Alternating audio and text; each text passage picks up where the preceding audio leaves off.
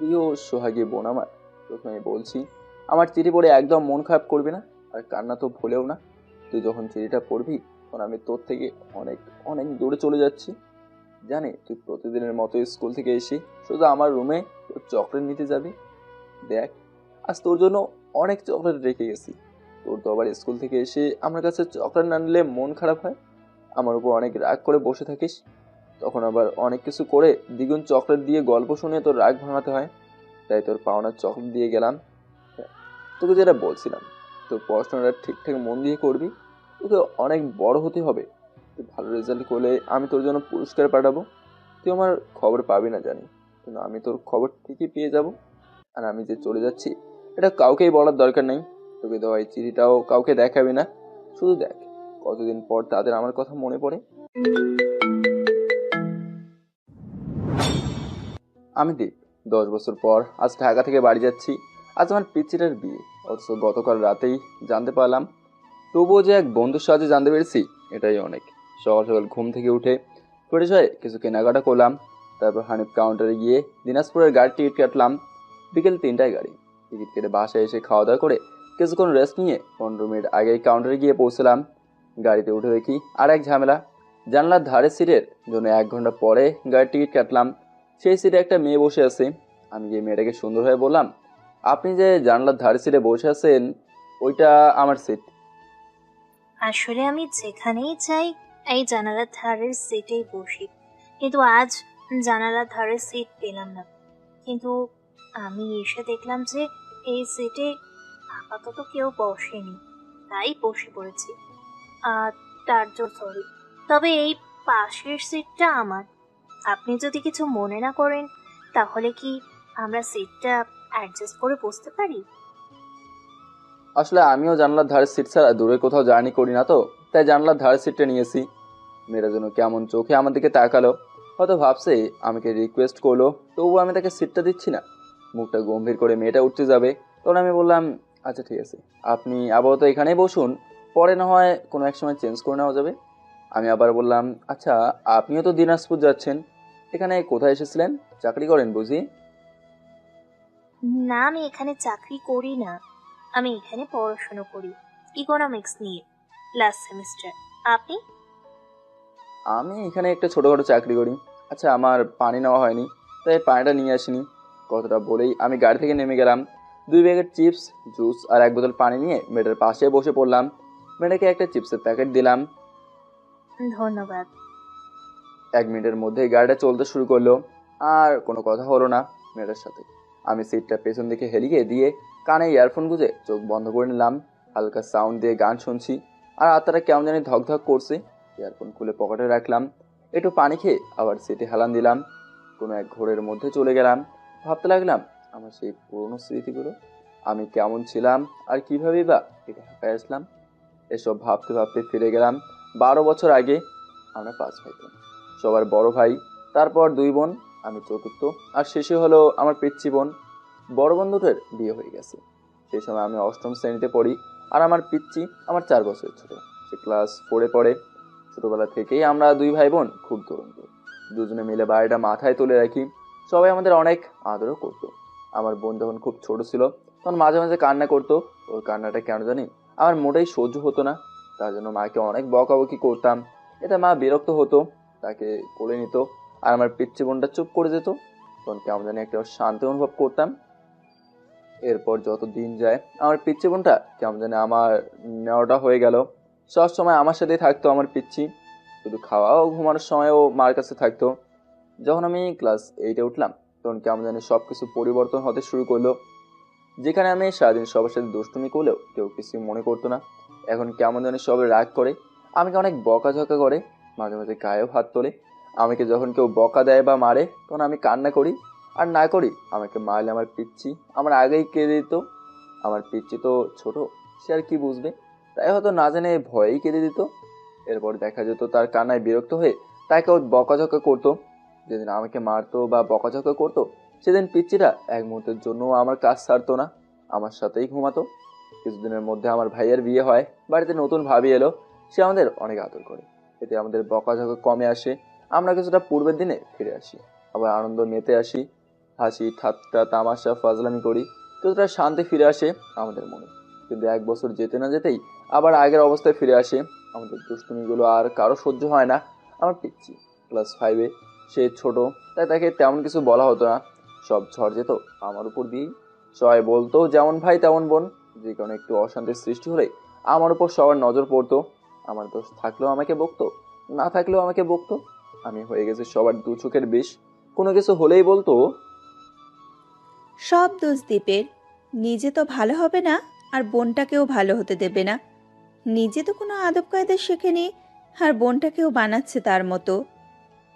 যেদিন বকাঝকা শুনে চুপ করে থাকতাম সেদিন শুধু বকা দিয়ে শান্ত থাকতো।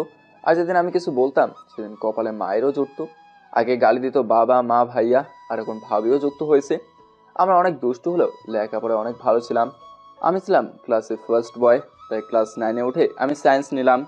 আমার পিচ্ছি এবার ক্লাস 5-এ, সেও পড়ালেখায় খুবই ভালো। এখন পর্যন্ত তাকে কেউ কাটাতেও পারেনি। আমি 9-এ উঠে সায়েন্স নেওয়াতে আমার পিচ্ছিটা অনেক খুশি। কেজন তাকে বলেছে ডাক্তার হতে হলে সায়েন্স নিয়ে পড়তে হয়। সে একদিন স্কুল থেকে আসার সময় হোঁচট খেয়ে পড়ে পায়ে ব্যথা পায়। সে কাঁদতে কাঁদতে বাড়ি এসে সোজা আমার কাছে আসে। দাদা ভাই, তুই একদিন ডাক্তার হবি আর আমার ব্যথা লাগলে ছাড়িয়ে দিবি। আমি তার মাথায় হাত বুলে দিয়ে আস্তে করে একটা হাসি দেই, তারপর তার পায়ে মুভ স্প্রে করে দেই। একদিন দেখলাম আমার পিচ্ছি একটা পেয়ারা দাঁত দিয়ে ছিলে ফেলেছে, এখন খাবে। ওর এটা একটা অভ্যাস, পেয়ারার খোসা কখনোই ছাড়ায় না। আমি দৌড়ে রান্নাঘরে গেলাম, সেখান থেকে ভালো দেখে আরো 2টা পেয়ারা নিয়ে আসলাম। এসে বোনকে বললাম, দেখ তো এই পেয়ারা 2টা ভালো না খারাপ। ভালো। আমি সাথে সাথে ওর হাত থেকে পেয়ারাটা নিয়ে একটা কামড় দিলাম। বললাম, তুই ওই 2টা খা, আমি এটা খাবো। আমি কামড় দেওয়ার সাথে সাথেই সে মা বলে চিল্লানি দিল আর কান্নার ভান করতে লাগলো। মা আসলো, এসে দেখে আমি তার ছিলানো পেয়ারাটা খাচ্ছি। এই পিচ্ছি আবার এটার জন্য মার কাছে নালিশ করলো। মার সাথে সাথে আমাকে টেনে একটা থাপ্পড় দিল। এতই জোরে মেরেছিল যে হাতের 4টা আঙুল আমার গালে বসে গেছিল। মা আমাকে থাপ্পড় মেরে আরো অনেক কথা শুনিয়ে দিল। তুই নিজেও শান্ত থাকবি না, আর কাউকেও শান্তিতে থাকতে দিবি না। ভালোভাবে থাকতে পারলে থাক, আর না পারলে তুই মরে যাচ্ছিস না কেন? দুষ্ট গরুর চেয়ে শূন্য গোয়াল অনেক ভালো। মায়ের বকুনি আর মায়ের সাথে আমি আগে থেকেই পরিচিত, কিন্তু আজ মা সামান্য একটা পেয়ারের ব্যাপারের জন্য আমাকে মারতে বললো। মায়ের আঘাতে যতটা না কষ্ট পেয়েছি তার চেয়ে বেশি কষ্ট পেয়েছি এই কথাটাতে। এদিকে আমি ওর পেয়ারা খেয়েছি বলে এতক্ষণ কান্নার অভিনয় করছিল, কিন্তু যখন মা আমাকে থাপ্পড় মারলো আর বকাঝকা করলো তখন দেখি তার কান্না থেমে গেছে, কিন্তু তার চোখ দিয়ে জল পড়ছে। আমি ওর দিকে একবার তাকালাম, দেখি অপরাধীর মতো আমার দিকে তাকিয়ে আছে। আমি ওর পেয়ারাটা আবার ওর হাতে দিয়ে আমি আমার রুমে চলে আসলাম, এসে দরজা লাগিয়ে শুয়ে পড়লাম। রাতে বোনটা আমায় ডাকছে। দাদা ভাই, এই দাদা ভাই, ওঠ না, তুই খাবি না? আমি চুপ করে আছি। দাদা ভাই, এই দাদা ভাই, ওঠ তাড়াতাড়ি, সবার খাওয়া হয়ে গেছে, শুধু তুই আর আমি আছি। আমি খাবো না, তুই খেয়ে শুয়ে পড়। দরজা না খুলেই বললাম। তুই না খাইলে আমিও খাবো না, আমার কিন্তু খুব ক্ষুধা লাগছে। দরজার ওই পাশ থেকে বোন বলল। আমি একটু অবাক হলাম, বলে কি এই পিচ্ছি? যেখানে বাড়ির কেউ আমার একটা খবরই নিল না, সেখানে এই পিচ্ছি বলছে আমি না খেলে নাকি সে খাবে না। আমি জানি পিচ্ছি বোন আমার ক্ষুধা সহ্য করতে পারে না।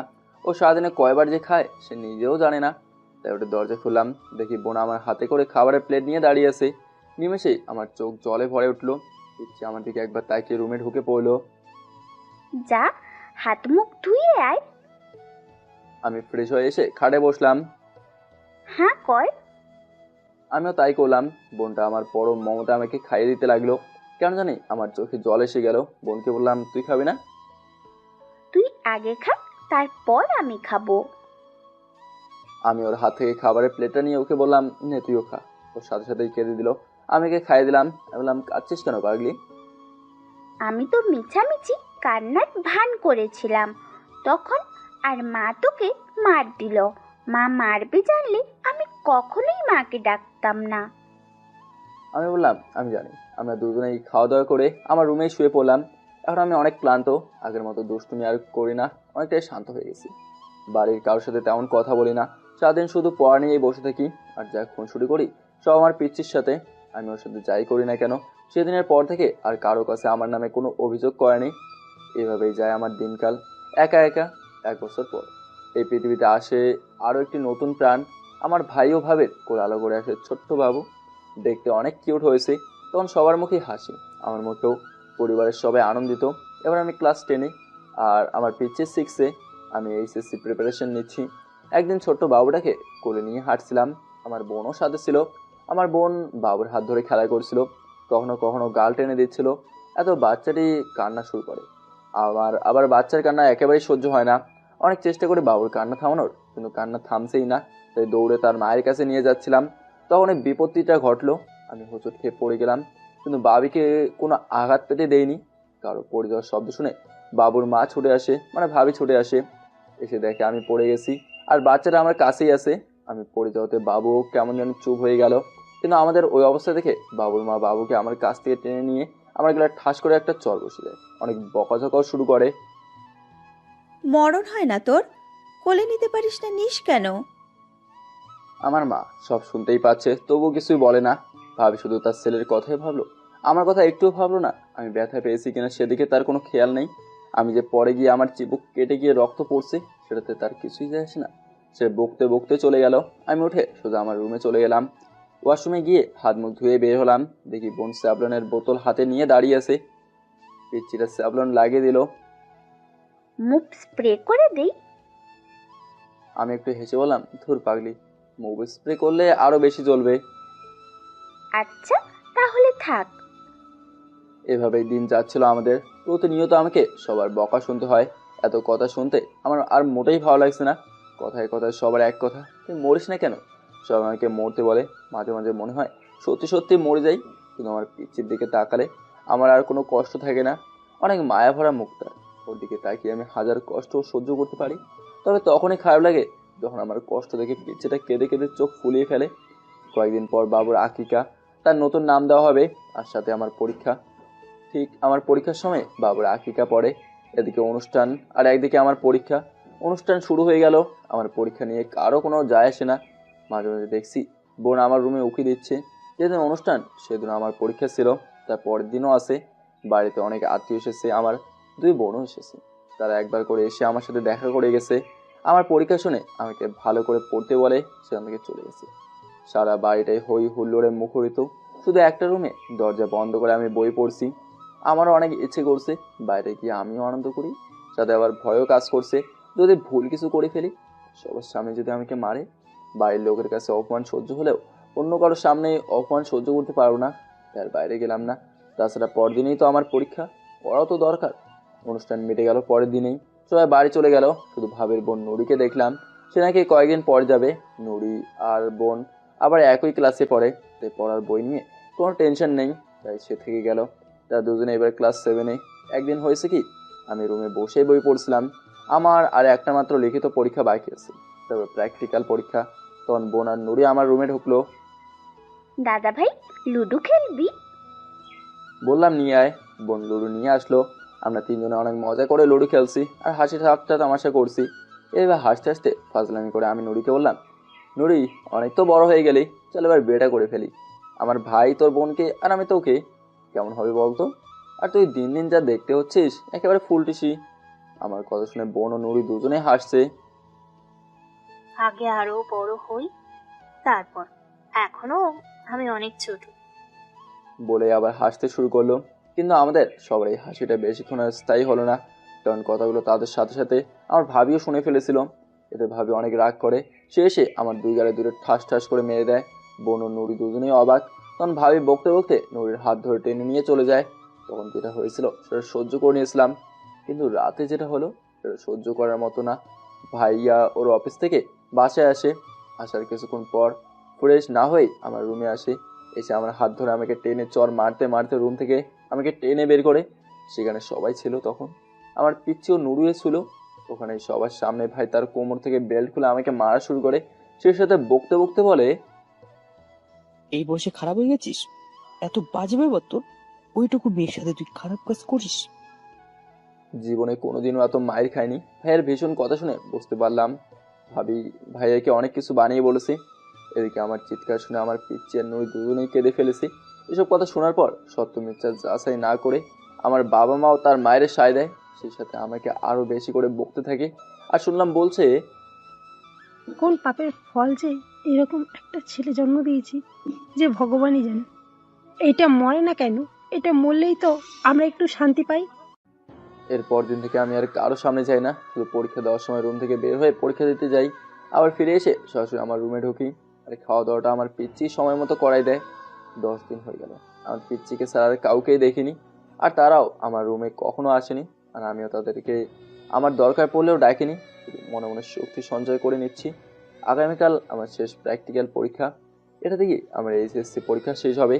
এতক্ষণে আমার সব পরিকল্পনা করা শেষ হয়ে গেছে। দেখছি আমার পিচ্চি আজ কেন জানে আমার পেছনে ঘুরঘুর করছে। আমি ওকে রুমে গিয়ে পড়তে বলছি, ও চলে যাচ্ছে, আবার কিছুক্ষণ পর চলে আসছে। আমি আবার তাকে রুমে পাঠিয়ে দিচ্ছি। এখন রাত 9টা বাজে। এর মাঝেই পিচ্চি আরও কয়েকবার আমার রুমে এসে উকি ঝুঁকি দিয়ে গেছে বললে ভুল হবে। আমি ওকে পড়তে পাঠাইছি। কিছুক্ষণ পর আমার পিচ্চিকে ডাক দিলাম, ও এসে আমার সাথে আড্ডা দিতে লাগলো। তবে আজ কেন জানি ওর কণ্ঠস্বর আলাদা মনে হচ্ছে, খুবই ধীরে কথা বলছি। ওকে আমার খাবার নিয়ে আসতে বললাম, খুব তাড়াতাড়ি ও খাবার নিয়ে আসলো। খাবারের থালাটা আমার সামনে রাখলো, আমাকে খাইয়ে দিতে বললাম।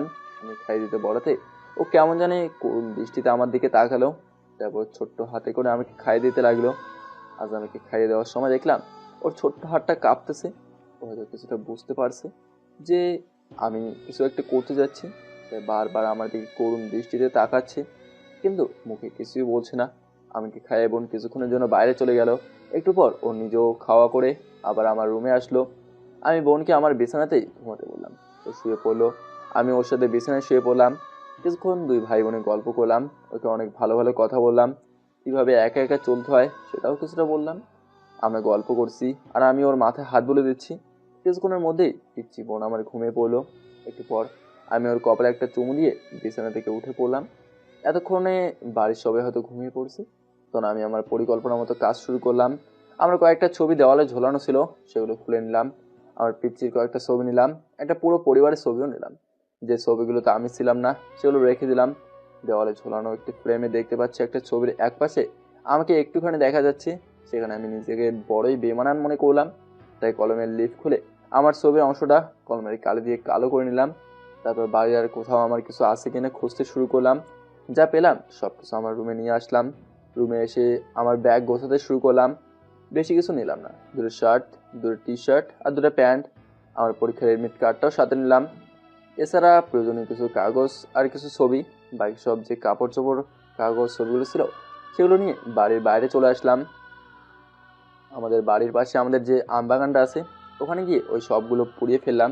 পুরানো শেষ হলে বাড়ি ফিরে আসলাম। এসে দুটা চিঠি দেখলাম, একটা মা বাবার জন্য আর একটা আমার পিচ্চির জন্য। চিঠি দুটো লিখে বিছানায় এসে শুয়ে পড়লাম। তার প্র্যাকটিক্যাল পরীক্ষা দিয়ে ওই দিক দিয়েই বাড়ি ছেড়ে চলে যাব। ভাবতেই কেমন জানি লাগতেছে, চোখগুলো জলে ভরে যাচ্ছে।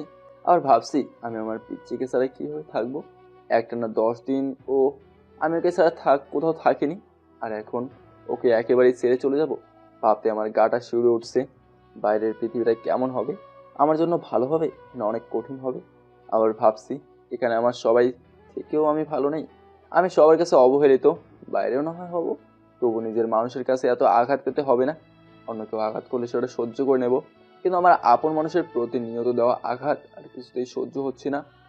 এইসব ভাবছি আর ঘুমানোর চেষ্টা করছি, আজ কিছুতেই ঘুম আসছে না। এভাবে ভাবতে ভাবতে আরো কতক্ষণ পর ঘুমিয়ে পড়ছিলাম মনে করতে পারি না। যখন ঘুম থেকে উঠলাম দেখি বোন আমার মাথায় হাত বুলিয়ে দিচ্ছে। ও আমার সাথে থাকলেই এমন করে ঘুম ভাঙায়। ও যেদিন আমার কাছে থাকে কোনোদিনও সেদিন ওর আগে ঘুম থেকে উঠতে পারিনি, আজও পারলাম না। আমি ওকে জিজ্ঞাসা করলাম, কখন উঠেছিস? অনেকক্ষণ হলো। ডাকিসনি কেন? তোকে ঘুম পাড়াচ্ছিলাম তো, তাই।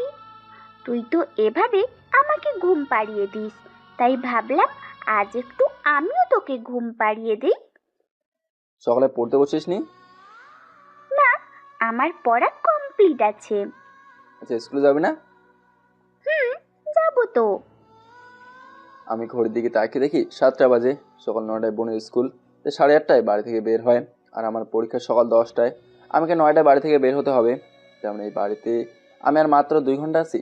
তারপর আমার ঠিকানা হবে নতুন কোনো জায়গা, যেখানে আমার কোনো পরিচিত নেই।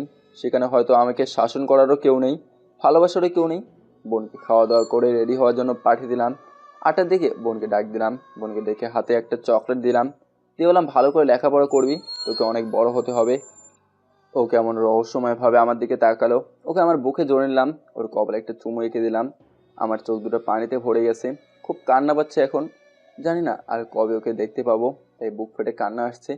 বোনকে পাঠিয়ে দিলাম ওর স্কুলের জন্য। তারপর কিছু চকলেট আর বোনের চিঠিটা টেবিলের উপরে রাখলাম। বোনের জন্য টেবিলের উপরে ড্রয়ারে একটা ছবি রাখলাম, আর নিচের ড্রয়ারে বাবা মার জন্য লেখা চিঠিটা রাখলাম। তারপর বাড়ি থেকে ব্যাগ কাঁধে বের হলাম। গন্তব্যস্থল আমার পরীক্ষার সেন্টার। তারপর সেখান থেকে অজানা কোনো উদ্দেশ্যে রওনা দেবো। বাড়ির দরজা পেরিয়ে পেছন দিকে তাকিয়ে একবার শেষবারের মতো আমার বাড়িটাকে দেখে নিলাম। তারপর হাঁটা শুরু করলাম। পরীক্ষা দিয়ে সোজা দিনাজপুরে চলে গেলাম। ওখানে গিয়ে বাসে ঢাকার টিকিট কেটা সিটে বসে পড়লাম। এতক্ষণে আমার বোনটা হয়তো বাড়িতে আসার সময় হয়ে গেছে, হয়তো বাড়িতে এসে আমার রুমেও চলে গেছে চকলেট নেওয়ার জন্য। কিন্তু বোন আজ যেমন অনেকগুলো চকলেট পাবে, তেমন সাথে একটা চিঠিও পাবে। হয়তোবা চিঠিটা হাতে নিয়ে পড়াও শুরু করে দিয়েছে। চিঠিতে লেখা ছিল, প্রিয় সোহাগী বোন আমার, প্রথমে বলছি আমার চিঠি পড়ে একদম মন খারাপ করবি না, আর কান্না তো ভুলেও না। তুই যখন চিঠিটা পড়বি তখন আমি তোর থেকে অনেক অনেক দূরে চলে যাচ্ছি। জানি তুই প্রতিদিনের মতো স্কুল থেকে এসে শুধু আমার রুমে তোর চকলেট নিতে যাবি। দেখ, আজ তোর জন্য অনেক চকলেট রেখে গেছি। তোর তো আবার স্কুল থেকে এসে আমার কাছে চকলেট না নিলে মন খারাপ হয়, আমার উপর অনেক রাগ করে বসে থাকিস। তখন আবার অনেক কিছু করে দ্বিগুণ চকলেট দিয়ে গল্প শুনে তোর রাগ ভাঙাতে হয়। তাই তোর পাওনার চকলেট দিয়ে গেলাম। তোকে যেটা বলছিলাম, তোর পড়াশোনাটা ঠিকঠাক মন দিয়ে করবি। তোকে অনেক বড় হতে হবে। তুই ভালো রেজাল্ট করলে আমি তোর জন্য পুরস্কার পাঠাবো। তুই আমার খবর পাবি না জানি, কিন্তু আমি তোর খবর ঠিকই পেয়ে যাব। বা আমার কথা শুনে চলবি, আর এমন কিছু করবি না যার জন্য তোর এই দাদা ভাইটা অনেক কষ্ট পায়। সবার সাথে মিলেমিশে থাকবি, আমার কথা ভেবে মন খারাপ করবি না। আমার কথা মনে পড়লে আমার এই চিঠিটা পড়বি। জানিস, তোকে ছেড়ে যেতে আমার অনেক অনেক কষ্ট হচ্ছে। জানি না তোকে ছাড়া কীভাবে থাকবো। তাই তো স্মৃতিস্বরূপ তোর অনেকগুলো ছবি নিয়ে যাচ্ছি। আর বাড়ির কোথাও যাতে আমার স্মৃতি না থাকে তার জন্য সব কিছু মুছে দিয়ে যাচ্ছি। সারা বাড়ি খুঁজলেও তুই আমার একটা স্মৃতিও খুঁজে পাবি না। আমার সব স্মৃতি পুড়ে ফেলেছি, সাথে আমার জামা কাপড়গুলো। জানি এখন তুই আমার আনলার দিকে তাকাবি, কিন্তু দেখ ওখানে কিছুই নাই। এবার আমার টেবিলের উপর ড্রয়ারটা খুলে দেখ, ওখানে তোর আর আমার একটা ছবি আছে। আমার কথা মনে পড়লে এই ছবি আর চিঠিটা দেখবি। এগুলোই তোর কাছে স্মৃতি করে রেখে যাচ্ছি। আর আমি যে চলে যাচ্ছি এটা কাউকেই বলার দরকার নেই। তোকে দেওয়া এই চিঠিটাও কাউকে দেখাবি না। শুধু দেখ কতদিন পর তাদের আমার কথা মনে পড়ে। তারা যেদিন আমার কথা তোকে জিজ্ঞেস করবে সেদিন টেবিলের নিচের ড্রয়ারে বাবা মার জন্য একটা চিঠি রেখেছি, ওটা তাদের হাতে দিয়ে দিবি। তোর কিছু বলা লাগবে না। জানিস, তোকে আমি একদিনের জন্যও ভুলতে পারবো না। তখন দেখতেই তো পাচ্ছিস এই বাড়িতে তুই ছাড়া আমার আপন বলতে আর কেউ নাই। আমার মাঝে মাঝে কি মনে হতো জানিস, তুই আমার বোন না, তুই আমার মা। তোর মতো করে মাও কোনোদিন আমায় ভালোবাসেনি, এত আদর করে খাইয়ে দেয়নি। সত্যি আমার মাঝে মাঝে খুব ইচ্ছে হতো তোকেই মা বলে ডাকি। আমার খুব কষ্ট হচ্ছে এখন তোকে ছেড়ে যেতে। তোর কথা মনে পড়তেই চোখ পানিতে এসে যাচ্ছে। যখন চিঠিটা লিখছিলাম তখন তুই ঘুমাচ্ছিলি, খুব মায়াময়ী লাগছিল তোকে। দেখ, তোকে ছেড়ে চলে যাবো, কিন্তু তোকে জোরে ধরে কাঁদতেও পারছি না, আর কিছু লিখতেও পারছি না রে বোন। চোখ জলে ভেসে যাচ্ছে। ভালো থাকিস পিচ্ছি বোন আমার। নিজের ঠিকঠাক যত্ন নিবি, নাহলে কিন্তু রাগ করবো আর অনেকগুলো বকা দেবো। তুই তোর হতভাগা দাদা ভাই। আমার সব ভাবনা জুড়েই শুধু আমার পেয়েছি, ওর জন্য মনটা খুব খারাপ। চোখ দিয়ে অবিরাম পানি পড়ছে। গাড়ি চলতে শুরু করলো। আমি গাড়ির সাথে হেলান দিয়ে ভেজা চোখ দুটো বন্ধ করে নিলাম। এই যে শুনছেন, বেগুড়া চলে এসেছে। আপনি কি কিছু খাবেন না? মেয়েটার ডাকে চোখ মেললাম। বুঝতে পারলাম পুরোনো কথা ভাবতে ভাবতে আবার চোখগুলো ভিজে গেছে। আমি আমার হাত ঘড়িটার দিকে তাকালাম, দেখি 6:15 বাজে, মানে সন্ধ্যা হয়ে গেছে। আমি মেয়েটাকে বললাম, আসলে আমার খাওয়ার তেমন ইচ্ছে নেই, আপনি যেতে পারেন। এতটা পর জার্নি করছেন, অন্তত পক্ষে হালকা কিছু খাবার খেয়ে নেন। মেয়েটাকে প্রথম থেকে আমার কেন জানি কিছুটা পরিচিত পরিচিত মনে হচ্ছিল। তার কথা না বাড়িয়ে বললাম চলেন। ফুড গার্ডেনের ভেতরে গেলাম। একটি টেবিলের পাশাপাশি দুটো চেয়ারে বসলাম। আমি খাবার অর্ডার করলাম। মেয়েটা চেয়ারে বসে মোবাইলে মেসেঞ্জার অন করলো। অন্য একটা মেয়ের সাথে চ্যাট করছিল, তো ওই মেয়েটার নাম দীপশিকা। একটি মেসেজের রিপ্লাই দিয়ে মেয়ের উপরের মেসেজ দেখার জন্য উপরে গেল। মেসেজগুলো দেখতে লাগলো। এতক্ষণ খাবার এসে গেছে, মেয়েটা খাচ্ছে আর দীপশিকার আগের মেসেজগুলো দেখছে। ওখানে একটা ছবি দেখতে পেলাম, কারো একটা বিয়ের কার্ডের ছবি হবে। আমি তাকে জিজ্ঞেস করলাম, আচ্ছা আপনার ওই বিয়ের কার্ডের পিকচারটা কি দেখতে পারি? মেয়েটা একটু ভেবে বলল, হ্যাঁ, দেখতে পারে। এটা তো আর গোপনীয় কিছু না, বেশি কিছু তো আর চাচ্ছেন না, শুধু বিয়ের কার্ডের পিকচার দেখতে। এটা বলে মেয়েটা বিয়ের কার্ডের পিকচারটা ওপেন করে মোবাইলে আমার দিকে বাড়িয়ে দিল। কার্ডটা দেখে আমি কিছুটা বিস্মিত হলাম। কার্ডটা দেখে আর কি অবাক হব, অবাক হলাম কনে আর কনের ফুল অ্যাড্রেসটা দেখে, যে অ্যাড্রেসটার সাথে আমি আগে থেকেই পরিচিত। আমি মেয়েটাকে আবার জিজ্ঞেস করলাম, আচ্ছা আমরা একসাথে এতটা পর জার্নি করছি, একসাথে খাবার খাচ্ছি, অথচ আপনার নামটাই এখনো জানা হলো না। আপনার নামটা জানতে পারি প্লিজ? তাছাড়া আপনাকে কেন জানি আগে থেকে কিছুটা পরিচিত মনে হচ্ছে। দেখেন মিস্টার, আপনার চাহিদা কিন্তু বেড়ে যাচ্ছে। তাছাড়া আমরা একসাথে জার্নি করছি, খাবার খাচ্ছি, এতে আমার নামের কি সম্পর্ক? আচ্ছা বাবা, ঠিক আছে, নাম বলতে হবে না।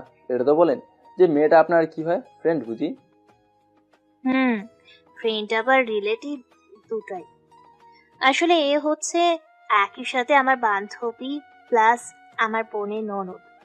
মেয়েটি খুব ভালো আর আমার বেস্ট ফ্রেন্ড। তাই? ভালো তো। আচ্ছা আপনার বেস্ট ফ্রেন্ডের বিয়েতে হয়ে যাচ্ছে, তা আপনারটা কবে হচ্ছে শুনি? পাত্র বুঝি ঠিক করা আছে? তাতে আপনার কি শুনি?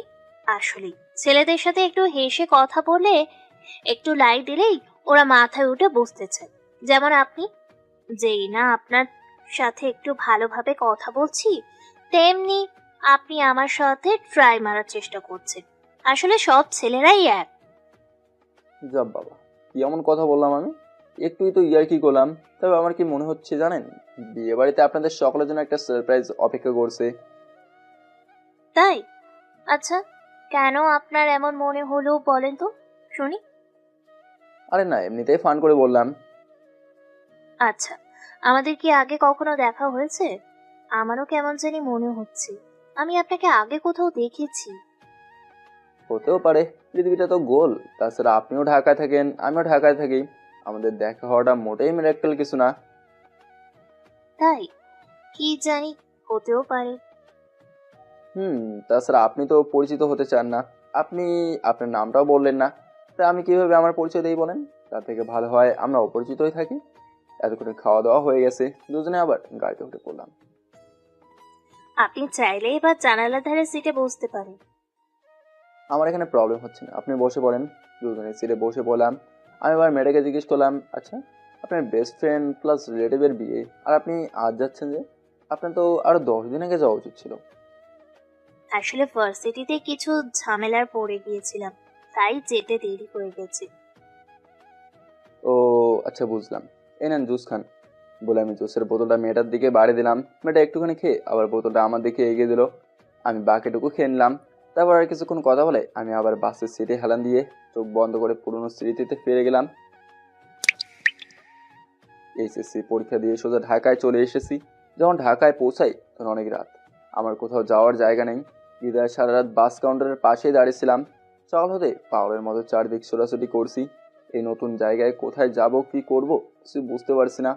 খাওয়া দাওয়া কিচ্ছু নেই, শুধু একটা কাজের খোঁজে এদিক সেদিক ছোটাছুটি করছি। এভাবে সারাটা দিন অতিক্রম করে চলেছি। সারাদিনে অনেক জায়গায় ঘুরলাম, অনেক লোককে কাজের কথা জিজ্ঞেস করলাম, কেউ আমাকে কাজে রাখলো না। একসময় সন্ধ্যা ঘনিয়ে এলো। এই ব্যস্ত ঢাকা শহরে আমি কিছুই চিনি না। এদিকে ক্ষুধার জ্বালায় পেট কামড়াচ্ছে। এই সন্ধ্যায় একটা ছোট্ট হোটেলে ঢুকলাম কিছু খাওয়ার জন্য। খাবার মুখে তুলতে আমার পিচ্চি বোনটার কথা মনে পড়ে গেল। নতুন জায়গায় নতুন খাবারের কোনো স্বাদ পেলাম না, তবু খিদার চোটে খেলাম। বাড়িতে থাকলে আমি না খেলে পিচ্চি বোনটা খাইয়ে দিত। ওটা থেকে খেয়ে বের হলাম।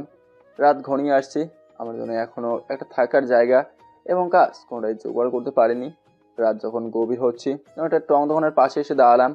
দোকানটাও বন্ধ করে ফেলেছে, তাই সেই দোকানের পাশেই রাতটা কাটানোর সিদ্ধান্ত নিলাম। বুঝতে পারছি আজকের রাতটাও জেগেই কাটাতে হবে। ঘুমিয়ে গেলে আমার ব্যাগ হারিয়ে যাওয়ার সম্ভাবনা আছে, তাই খুব ঘুম পাওয়া সত্ত্বেও রাতটা জেগেই কাটালাম। পরদিন সকাল হতেই আবার হাঁটতে শুরু করলাম। হাঁটতে হাঁটতে একটা বড় বাড়ির সামনে এসে দাঁড়ালাম। বাড়ির বড় গেটে একটা ছোট্ট সাদা কাগজে লেখা, কাজের লোক আবশ্যক। আমি সেই বাড়ির গেটে গেলাম। ওই বাড়ির দারোয়ানকে ডেকে জিজ্ঞাসা করলাম কাজের লোক লাগবে কি না। দারোয়ান আমাকে ওখানে থাকতে বলে ভেতরে চলে গেল। কিছুক্ষণের মধ্যেই এক মহিলা সহ দারোয়ান ফিরে আসলো। মেয়েটার কাছে আসতেই আমি ওনাকে সালাম দিলাম। মেয়েটা প্রথমে আমাকে জিজ্ঞেস করলো। তুমি কি কাজ করবে? আমি উত্তরে শুধু জি ম্যাডাম বললাম। তারপর তিনি আবার জিজ্ঞেস করলেন, তুমি কাজ করতে পারবে তো? আর কবে থেকে কাজ করছো? তোমাকে দেখে কিন্তু কাজের ছেলে মনে হচ্ছে না। আসলে ম্যাডাম আমি গতকালকে প্রথম ঢাকা এসেছি, আগে কখনো কাজ করিনি। তবে আমি আমার সাধ্যমতো আপনার কাজ করে দেওয়ার চেষ্টা করব। আর যেটা পারবো না সেটা না হয় আপনি একটু শিখিয়ে দেবেন। আমি কখনোই আমার কাজে অবহেলা করব না। আমি ভাবছি যেভাবেই হোক এই কাজটা আমাকে পেতেই হবে, দরকার হলে পায়ে ধরবো, তবু কাজটা আমার চাই। কাজটা হারানোর ভয়ে আমার চোখে জল চলে আসছে। ম্যাডাম আমার দিকে কেমনভাবে যেন আমার দিকে তাকালেন, হয়তো আমার ছল চোখ দেখে কিছু বোঝার চেষ্টা করছে।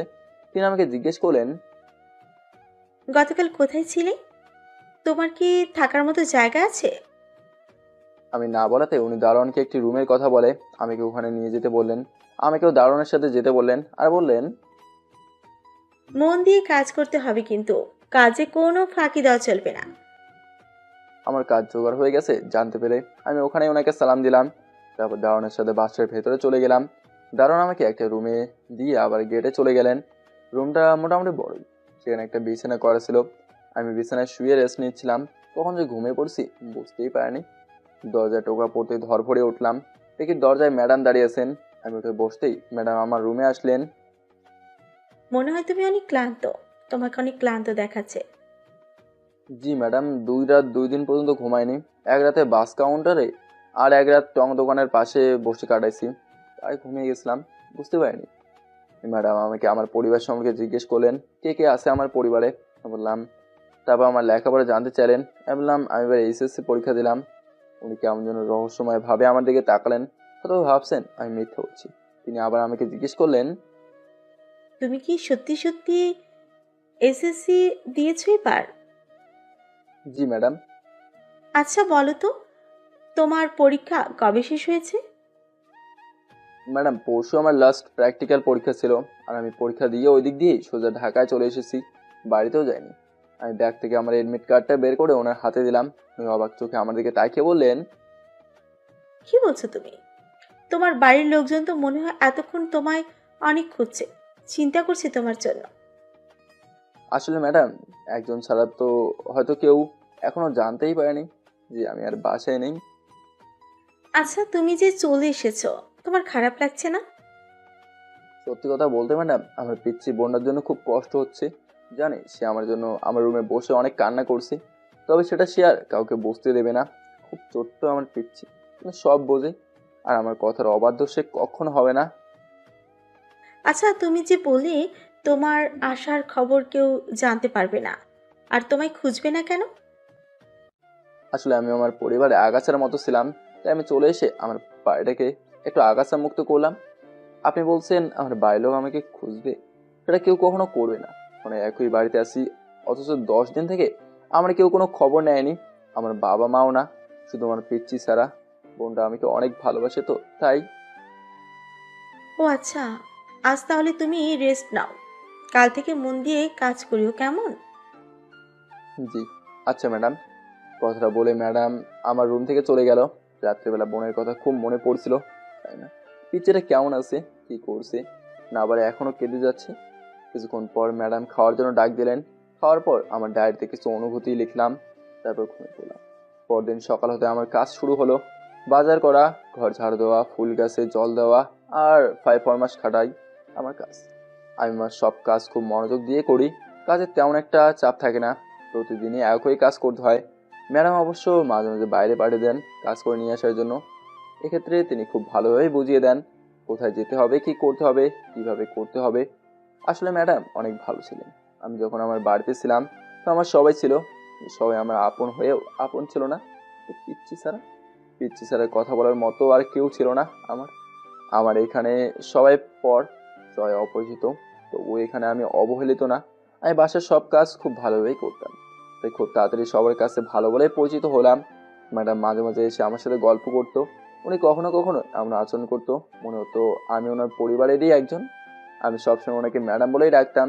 একদিন তিনি আমার সাথে গল্প করছিলেন, হয়তো তিনি আমাকে ম্যাডাম বলে ডাকতে মানা করে দিলেন। যেহেতু তোমার এখানে আপন কেউ নাই, তাই তুমি আমাকে আন্টি বলে ডাকবা। তারপর থেকেই আমি ওনাকে আন্টি আর ওনার স্বামীকে আঙ্কেল বলেই ডাকি।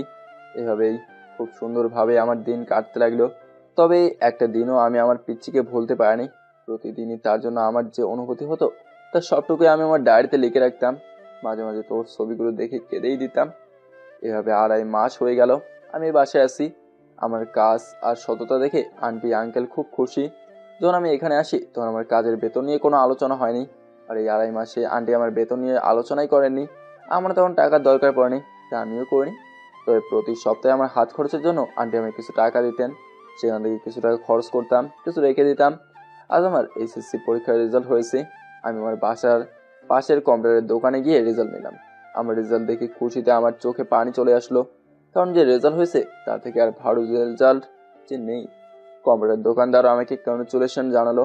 তারপর রেজাল্ট নিয়ে বাসায় চলে আসলাম। বাসায় এসে দেখি আন্টি আমার রুমে বসে আছে।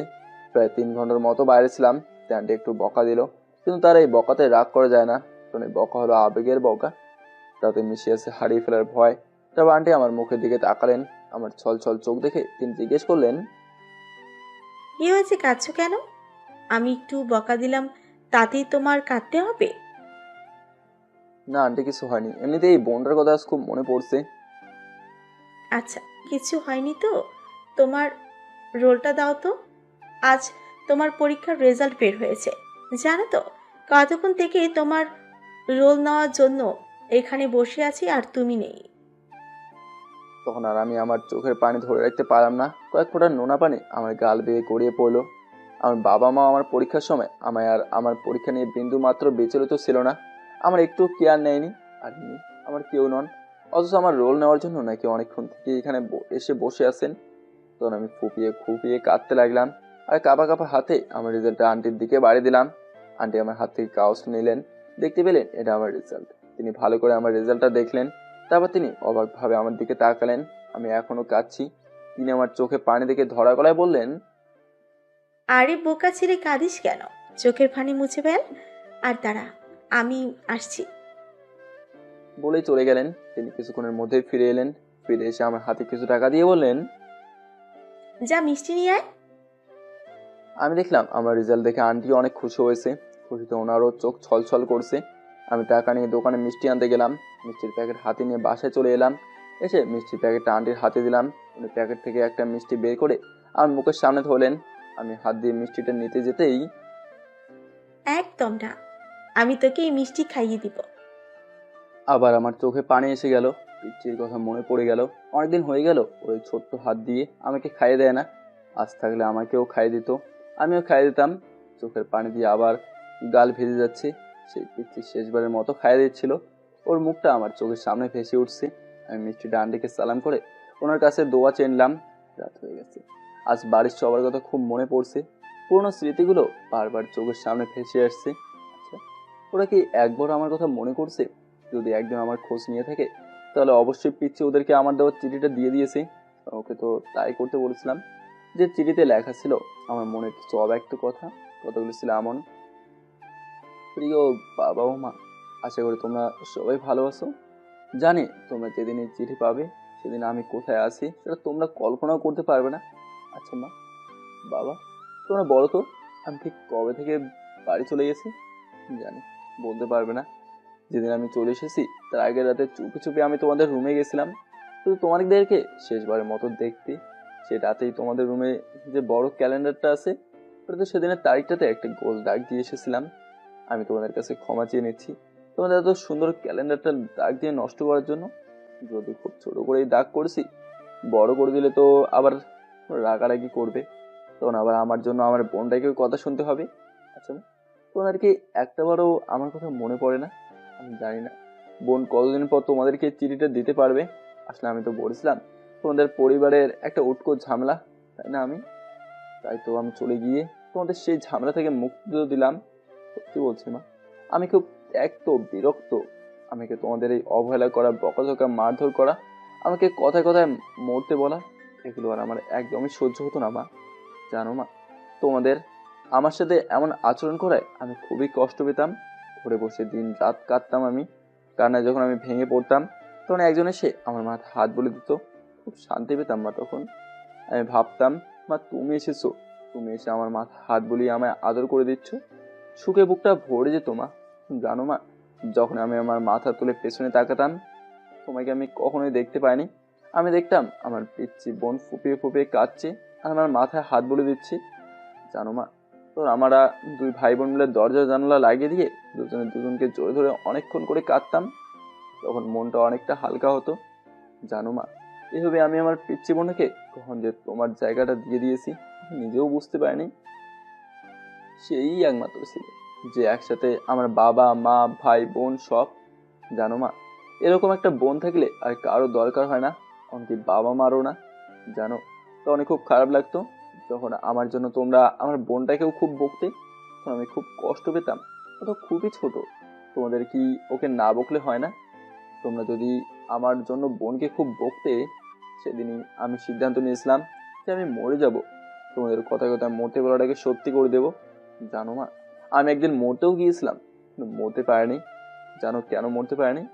যখন আমি রশিটা ঝুলে চেয়ারটা সরাই দিতে যাব, তখন একটা মুখ আমার মনে জল জল করে ভেসে উঠলো। জানো সেটা কার মুখ? সেটা তোমার মুখ না মা, তোমার মুখ না, সেটা আমার বোন, মানে আমার মায়ের মুখ। মনে হচ্ছিল এই বুঝি দৌড়ে এসে বলতেছে, দাদা ভাই চকলেট দিই, দাদা ভাত খেয়ে দিই। এভাবে আর মরা হয়ে উঠতে নেই। তবে আজ থেকে তোমরা আমাকে মৃত ভাবতে পারো। আমি তোমাদের কাছে আর কোনো দাবি নিয়ে আসবো না। শুধু আমার বোন, আমার পিচ্চির বেলায় তোমরা কোনো কিছু বলিও না। তোমাদের কাছে আমি হাত জোর করে অনুরোধ করছি, আমার পিচ্চিকে তোমরা কষ্ট দিও না, আমার মতো তাইকে অবহেলা করিও না। সে তো শুধু আমার বোন না মা, সে তো তোমাদেরও মেয়ে। শুধু শুধু আমার জন্য কেন তাকে কষ্ট দাও? আমি চলে যাচ্ছি মা, শুধু আমার বোনটাকে একটু ভালো রেখো, সুখে রেখো, আরো একটু ভালো করে যত্ন নিও। আমি কিছু লিখতে পারছি না মা, লিখতে গেলেই হাতটা কেটে কেটে উঠতেছে। আমি এখানে বিদায় নিচ্ছি, তোমরা সবাই ভালো থেকো। ইতি তোমাদের আগাছা। বোনটার জন্য খুব খারাপ লাগছিল, কেন জানি মনে হচ্ছিল সে আমার জন্য খুব কষ্ট পাচ্ছে। তখন ভাবলাম আমাকে আমার বোনের জন্য কিছু করা দরকার। সেখান থেকে একটু একটু করে টাকা জমাতে শুরু করলাম। এরপর কিছুদিন কেটে গেল। আমি একদিন আন্টির কাছ থেকে কিছু টাকা নিয়ে আমার শহরে আমার স্কুলে আসলাম আমার মার্কশিট নিতে। সেখানে এসে আমার এক বন্ধুর দেখা পেলাম। সেও একই কাজে আসছে। আমি যে এখানে আসছি সেটা যেন কাউকেই না বলে, তার জন্য ওর কাছে অনুরোধ করলাম। আমার পিচ্চির খবর রাখতে বললাম। ওকে আমার বাসার ফোন নাম্বারটা দিয়ে আমি আমার কাজ শেষ করে সেদিন আবার ঢাকার উদ্দেশ্যে রওনা দিলাম। ঢাকায় এসে পাশে একটা কলেজে ভর্তি হলাম। এভাবেই বাসার কাজ করেই আমি আমার কলেজের পড়াশোনা চালিয়ে যেতে লাগলাম। কাজ করে আবার পড়ালেখা করা অনেক কষ্টের, তবু সেই কষ্টটাই আমি করতাম। সারাদিন কাজ করতাম, অনেক রাত পর্যন্ত বই পড়তাম। মাঝে মাঝে আমার পিচ্চির কথা খুব মনে পড়তো, ওই জন্য অনেক খারাপ লাগতো। তাই প্রতিদিন ওকে নিয়ে কিছু না কিছু ডায়েরিতে লিখে রাখতাম। একদিনের জন্য আমি ওকে ভুলতে পারি না, আর ওকে ভুলে থাকতেও চাই না। এভাবে দিন অতিবাহিত হচ্ছে। আমি কলেজে যাওয়ার খুব কম সুযোগ পেতাম, গেলেও সাদামাটাভাবে যেতাম। আমার তেমন ভালো কোনো পোশাকও ছিল না যে হিরো মার্কেট স্টাইল নিয়ে কলেজে যাব। আমি এখানে পড়াশ্রী তো, তাই আমার ফ্যাশন শোভা পায় না। তাছাড়া আমি তো একটা সাধারণ কাজের ছেলে, কখনো হয়তো ভুলে একটু ময়লা কাপড় পরেই কলেজে চলে যাই। তাই কলেজে কেউ আমার সাথে মিশতে চায় না। আমিও চেষ্টা করি। কলেজের বন্ধু বান্ধবীরা আমাকে গায়ে খ্যাতি বলে, আমি কিছু মনে করি না। ঢাকা শহরে স্মার্ট কলেজের ছেলে মেয়েরা তো আরো, শুধু আমি ছাড়া। কারণ আমাকে অনেক কষ্ট করে লেখাপড়া করতে হয়। একদিন আমি ক্লাস শেষ করে হেঁটে হেঁটে বাসে যাচ্ছি, তো আমার পাশে একটা রিক্সায় একটা চাকা গর্তে পড়ে। রিক্সা থেকে একটা মেয়ে পড়ে যাচ্ছিল। মেয়েটা লাফ দিয়ে রিক্সা থেকে নামলো, কিন্তু শরীরের ভার কন্ট্রোল করতে না পেরে ড্রেনে পড়ে যাচ্ছিল। তাই আমি হাত বাড়িয়ে মেয়েটার একটা হাত ধরে ফেললাম, ওকে টেনে আনলাম সেফ জায়গায়। মেয়েটার মুখের দিকে তাকিয়ে দেখলাম আমারই ক্লাসমেট। তখন মেয়েটা আমার দিকে তাকে ঠাস করে একটা চর বসিয়ে দিল। মেয়েটা বলছে, তুই আমার হাত ধরলি কেন? আপনি ড্রেনে পড়ে যাচ্ছিলেন, তাই আপনার হাতটা ধরেছিলাম। তুই আমার হাত ধরাচ্ছে, আমি ড্রেনে পড়ে গেলে বেশি খুশি হতাম। তোর সাহস কি করে হয় আমার হাত ধরার? এই কথা বলে মেয়েটা আমার গালে আরো কয়েকটা ঠাস ঠাস করে দিয়ে চলে গেল। আমি মুখ ভার করে মাথা নিচু করে বাড়ির দিকে হাঁটতে লাগলাম। তখনই একটা লোক এই ছেলে বলে কাকে যেন ডাকছে। আমি মাথা নিচু করে ওনার দিকে তাকাতেই উনি আমার ইশারা করে ওনার ওখানে যেতে বলছেন। আমি ভয় পেয়ে গেলাম। এনাদের একটা মেয়ের হাতে চড় খেয়েছি। ইনি এখানেই ছিলেন, নিশ্চয়ই দেখেছেন আর ভাবছেন আমি মনে হয় খারাপ কিছু করেছি, তাই মেয়েটা মেরেছে। ইনি আবার ডেকে হয়তো আমাকে মারবে। আমি ওখানে দাঁড়িয়েছিলাম, লোকটা আবার আমাকে ডাকলো। আমি ভয়ে ভয়ে লোকটা দিতে যেতে লাগলাম। তিনি আমার একটা হাত ধরলেন। ভয়ে আমার বুক কাঁপতে লাগলো। লোকটা বলল, দেখে তো সাদাসিধে শান্ত ছেলে মনে হচ্ছে। তা মেয়েটার হাত ধরতে গিয়েছিলে কেন? ও পড়ছে পড়ুক, ড্রেনে চুবানি খাক, তাতে তোমার কি? শোনো, এই শহরে কেউ কারো নয়, তাই পরবর্তীতে নিজে থেকে কারো উপকার করতে যাবা না। তোমার ভয় নেই, আমি সব দেখেছি, তোমার কোনো দোষ ছিল না। বলেই লোকটা আমায় বিদায় দিল। আমি বাড়ি চলে আসলাম। এর কিছুদিন পর কলেজের প্রথম বর্ষের ফাইনাল পরীক্ষা হলো। আমার পিচ্ছির ইচ্ছা আমি ডাক্তার হব, এই সায়েন্স নিয়েই পড়ছি। যখন আমাদের প্রথম বর্ষের রেজাল্ট দিল, তখন পুরো কলেজে পিনপতন নীরবতা। আসলে কি এমন হয়েছিল যার জন্য এই নীরবতা? হ্যাঁ, অবশ্যই অস্বাভাবিক কিছুই হয়েছিল। আমাদের কলেজের এত স্মার্ট, এত মেধাবী স্টুডেন্টের মধ্যে সায়েন্স ডিপার্টমেন্টে ফার্স্ট হয়েছিল গাইয়া আনস্মার্ট খ্যাত মার্কা ছেলেটি। সেও আবার অন্যের চেয়ে অনেক মার্কস বেশি পেয়ে যেদিন কলেজের রেজাল্ট দেয় সেদিন কলেজের রেজাল্ট নিতে গিয়েছিলাম। তারপর 3 দিন কলেজে যায়নি। এত কাজ করে রেগুলার কলেজে যাওয়া অসম্ভব, তাই কলেজে না গেলেও বাসার কাজ করে গভীর রাত পর্যন্ত মনোযোগ দিয়ে পড়াশোনা করি। তারপরের দিন যেদিন কলেজে গেলাম, গিয়ে দেখি পুরো দৃশ্যপট পাল্টে গেছে। যেখানে আমি কলেজে ঢুকতেই সবাই আমাকে টিস করতো, আমাকে দেখলে অন্য স্টুডেন্টরা বলতো দেখ গর্ত থেকে উঠে এসেছে, কেউ বলতো দেখ সবাই মিস্টার খ্যাত কলেজে ঢুকলো। ক্লাসরুমে ঢোকার সময় কেউ কেউ বলতো আরে খ্যাত সাহেব এসেছে, ওকে বসতে দে। আমি ওদের এমন সব কথা শুনেও নির্বিকার থাকতাম। ক্লাসে ঢুকে যে বেঞ্চটায় কেউ বসে না সেই বেঞ্চটাতে বসতাম আর নীরবে ক্লাস করে যেতাম। এখন একবার ক্লাসে ঢুকে দেখি কোনো বেঞ্চ খালি নেই। আমি গিয়ে আমার এক ক্লাসমেটের পাশে বসে যাই। তখন সাথে সাথে ছেলেটা আমাকে বলে, ওই খ্যাত, বসার আর জায়গা পাইলি না, আমার কাছে এসে বসতে হলো। এরকম আরো কয়েকটা অকথ্য ভাষা ব্যবহার করে ছেলেটা। আমাকে ওই বেঞ্চে রেখে বাকি ফ্রেন্ডদের নিয়ে উঠে চলে গেল। তারপর থেকে আর কারো কাছে কোনোদিন বসিনি। আমি দেখেছি ক্লাসের শেষের দিকে কোনো একটা বেঞ্চ ফাঁকা পড়ে থাকে, আমি সেই বেঞ্চেই বসতাম। তোমার কলেজে ঢোকার সময় কোনো আওয়াজ পেলাম না, কেউ আমাকে নিয়ে কিছুই বলো না। ক্লাসে ঢুকলাম, কেউ কোনো কথা বলছে না, সবাই শুধু মাঝে মাঝে আমার দিকে আর চোখে আমাকে দেখছে। 1 বছর হয়ে গেছে এই কলেজে। শুরুর প্রথম দিকে কলেজ ছাড়া কারোর সাথেই কোনোদিন কথা বলিনি, কারোর সাথে কথা বলার প্রয়োজনও মনে করিনি। এত কাজের চাপে ক্লাসের পর কোথায় দাঁড়ানোর সময় পর্যন্ত ছিল না। কলেজে এখন সবার টপিক আমাকে নিয়ে। আমার রেজাল্ট ওরা মেনে নিতে পারেনি। একদিন কলেজে ঢুকছি, সেদিন দেখি যে রিক্সা থেকে মেয়েটা পড়ে যাচ্ছিল, সেই মেয়েটা আমাকে ডাকছে আর আমার দিকে আসছে। আমি ভাবছি আজও বুঝে আমাকে কোনো কিছু বলে ঝাড়ি মারবে, কিন্তু আমি তো কিছুই করিনি। তাই দাঁড়ালাম, দেখি আজ কি বলে। যা ভাবছিলাম তা হলো না। মেয়েটা এসে বললো, সরি। কেন? আসলে আমি সেই দিন তোমার সাথে অনেক খারাপ ব্যবহার করেছি, তার জন্য সরি। ইটস ওকে, আমি কিছু মনে করিনি, আমি এরকম ব্যবহারে অভ্যস্ত। তাহলে আজ থেকে আমরা ফ্রেন্ড। বলে হাত বাড়িয়ে দিল। দেখেন, আমি একটা খ্যাতমার্কা ছেলে, হঠাৎ আমার সামনে ফ্রেন্ডশিপ করাটা আপনার ঠিক হবে না। আপনি অনেক সুন্দর স্মার্ট, আমি একজন আনস্মার্ট গরিব ছেলে। আর জানেন তো, আমার এই হাত ড্রেনের ময়লার থেকেও অপরিষ্কার। তাই আমার হাতের সাথে আপনার হাতের ছোঁয়া লাগলে আপনার হাতটা অপরিষ্কার হয়ে যাবে, হয়তো আপনি অসুস্থ হয়ে যেতে পারেন। তাই আমার সাথে ফ্রেন্ডশিপ না করাই ভালো। তার মানে তুমি আমাকে ক্ষমা করে দাওনি? বললাম তো আমি কিছুই মনে করিনি। তাহলে আমার সাথে ফ্রেন্ডশিপ করছো না কেন? এমনিতেই আমার কোনো ফ্রেন্ডের দরকার নেই, তাই। কেন? দেখেন, আমি একটা বাড়িতে কাজ করি, সেখানে থেকে কাজের ফাঁকে এখানে লেখাপড়া করছি। আমি এমনিতেই কাজের চাপে পড়াশোনার সময় পাই না, তাই কলেজে নিয়মিত আসতে পারে না। আর ফ্রেন্ডশিপ করে আপনার সাথে সময় নষ্ট করে আমার পড়াশোনার সময় কমে ফেলতে চাই না, তাই প্লিজ আমাকে ক্ষমা করবেন বলে চলে আসলাম। এতক্ষণ অনেকেই আমাদের দেখছিল। আমি ক্লাসে এসে শেষের দিকের বেঞ্চটায় বসলাম। মেয়েটাও দেখি আমার পিছিয়ে পিছিয়ে আমার বেঞ্চটায় এসে বসলো। আমি ওর থেকে অনেকটা দূরত্ব রেখে বসলাম। এভাবে ক্লাস করে বাসায় চলে এলাম। এরপর থেকে মেয়েটা প্রতিদিনই আমার সাথে কথা বলতে চাইতো। আমি আর ওর ডাকে সাড়া দেইনি, কিন্তু প্রতিদিনই একই বেঞ্চে বসে ক্লাস করি। আমাকে এখন আর কেউ খ্যাত বলে না। আমি সরাসরি কলেজে এসে ক্লাস করি আর সোজা বাড়ি চলে যাই। আন্টি আমার লেখাপড়ার প্রতি টান দেখে আমাকে এই সময়ে কাজ করতে দিতেন না। একদিন ক্লাস শেষ করে স্যারের সাথে দেখা করে বাড়ি যাচ্ছি। স্যারের সাথে দেখা করে একটু দেরি হয়ে গেছে। আমি একটা রুমের পাশে আসতেই শুনতে পেলাম কেউ একজন বলছে, দেখিস, আমি ওই ছেলেকে নাকের জলে আর চোখের জল করব। ওকে এমন ছ্যাঁকা দিব যে সারা জীবন ভুলতেও পারবে না। কাল কলেজে কি হয় দেখবি। আমি কলেজের গেটে আসলাম মাত্র, দিকে একটা বাচ্চা মেয়ে একটা কাগজ নিয়ে আমার দিকে দৌড়ে আসতেছে।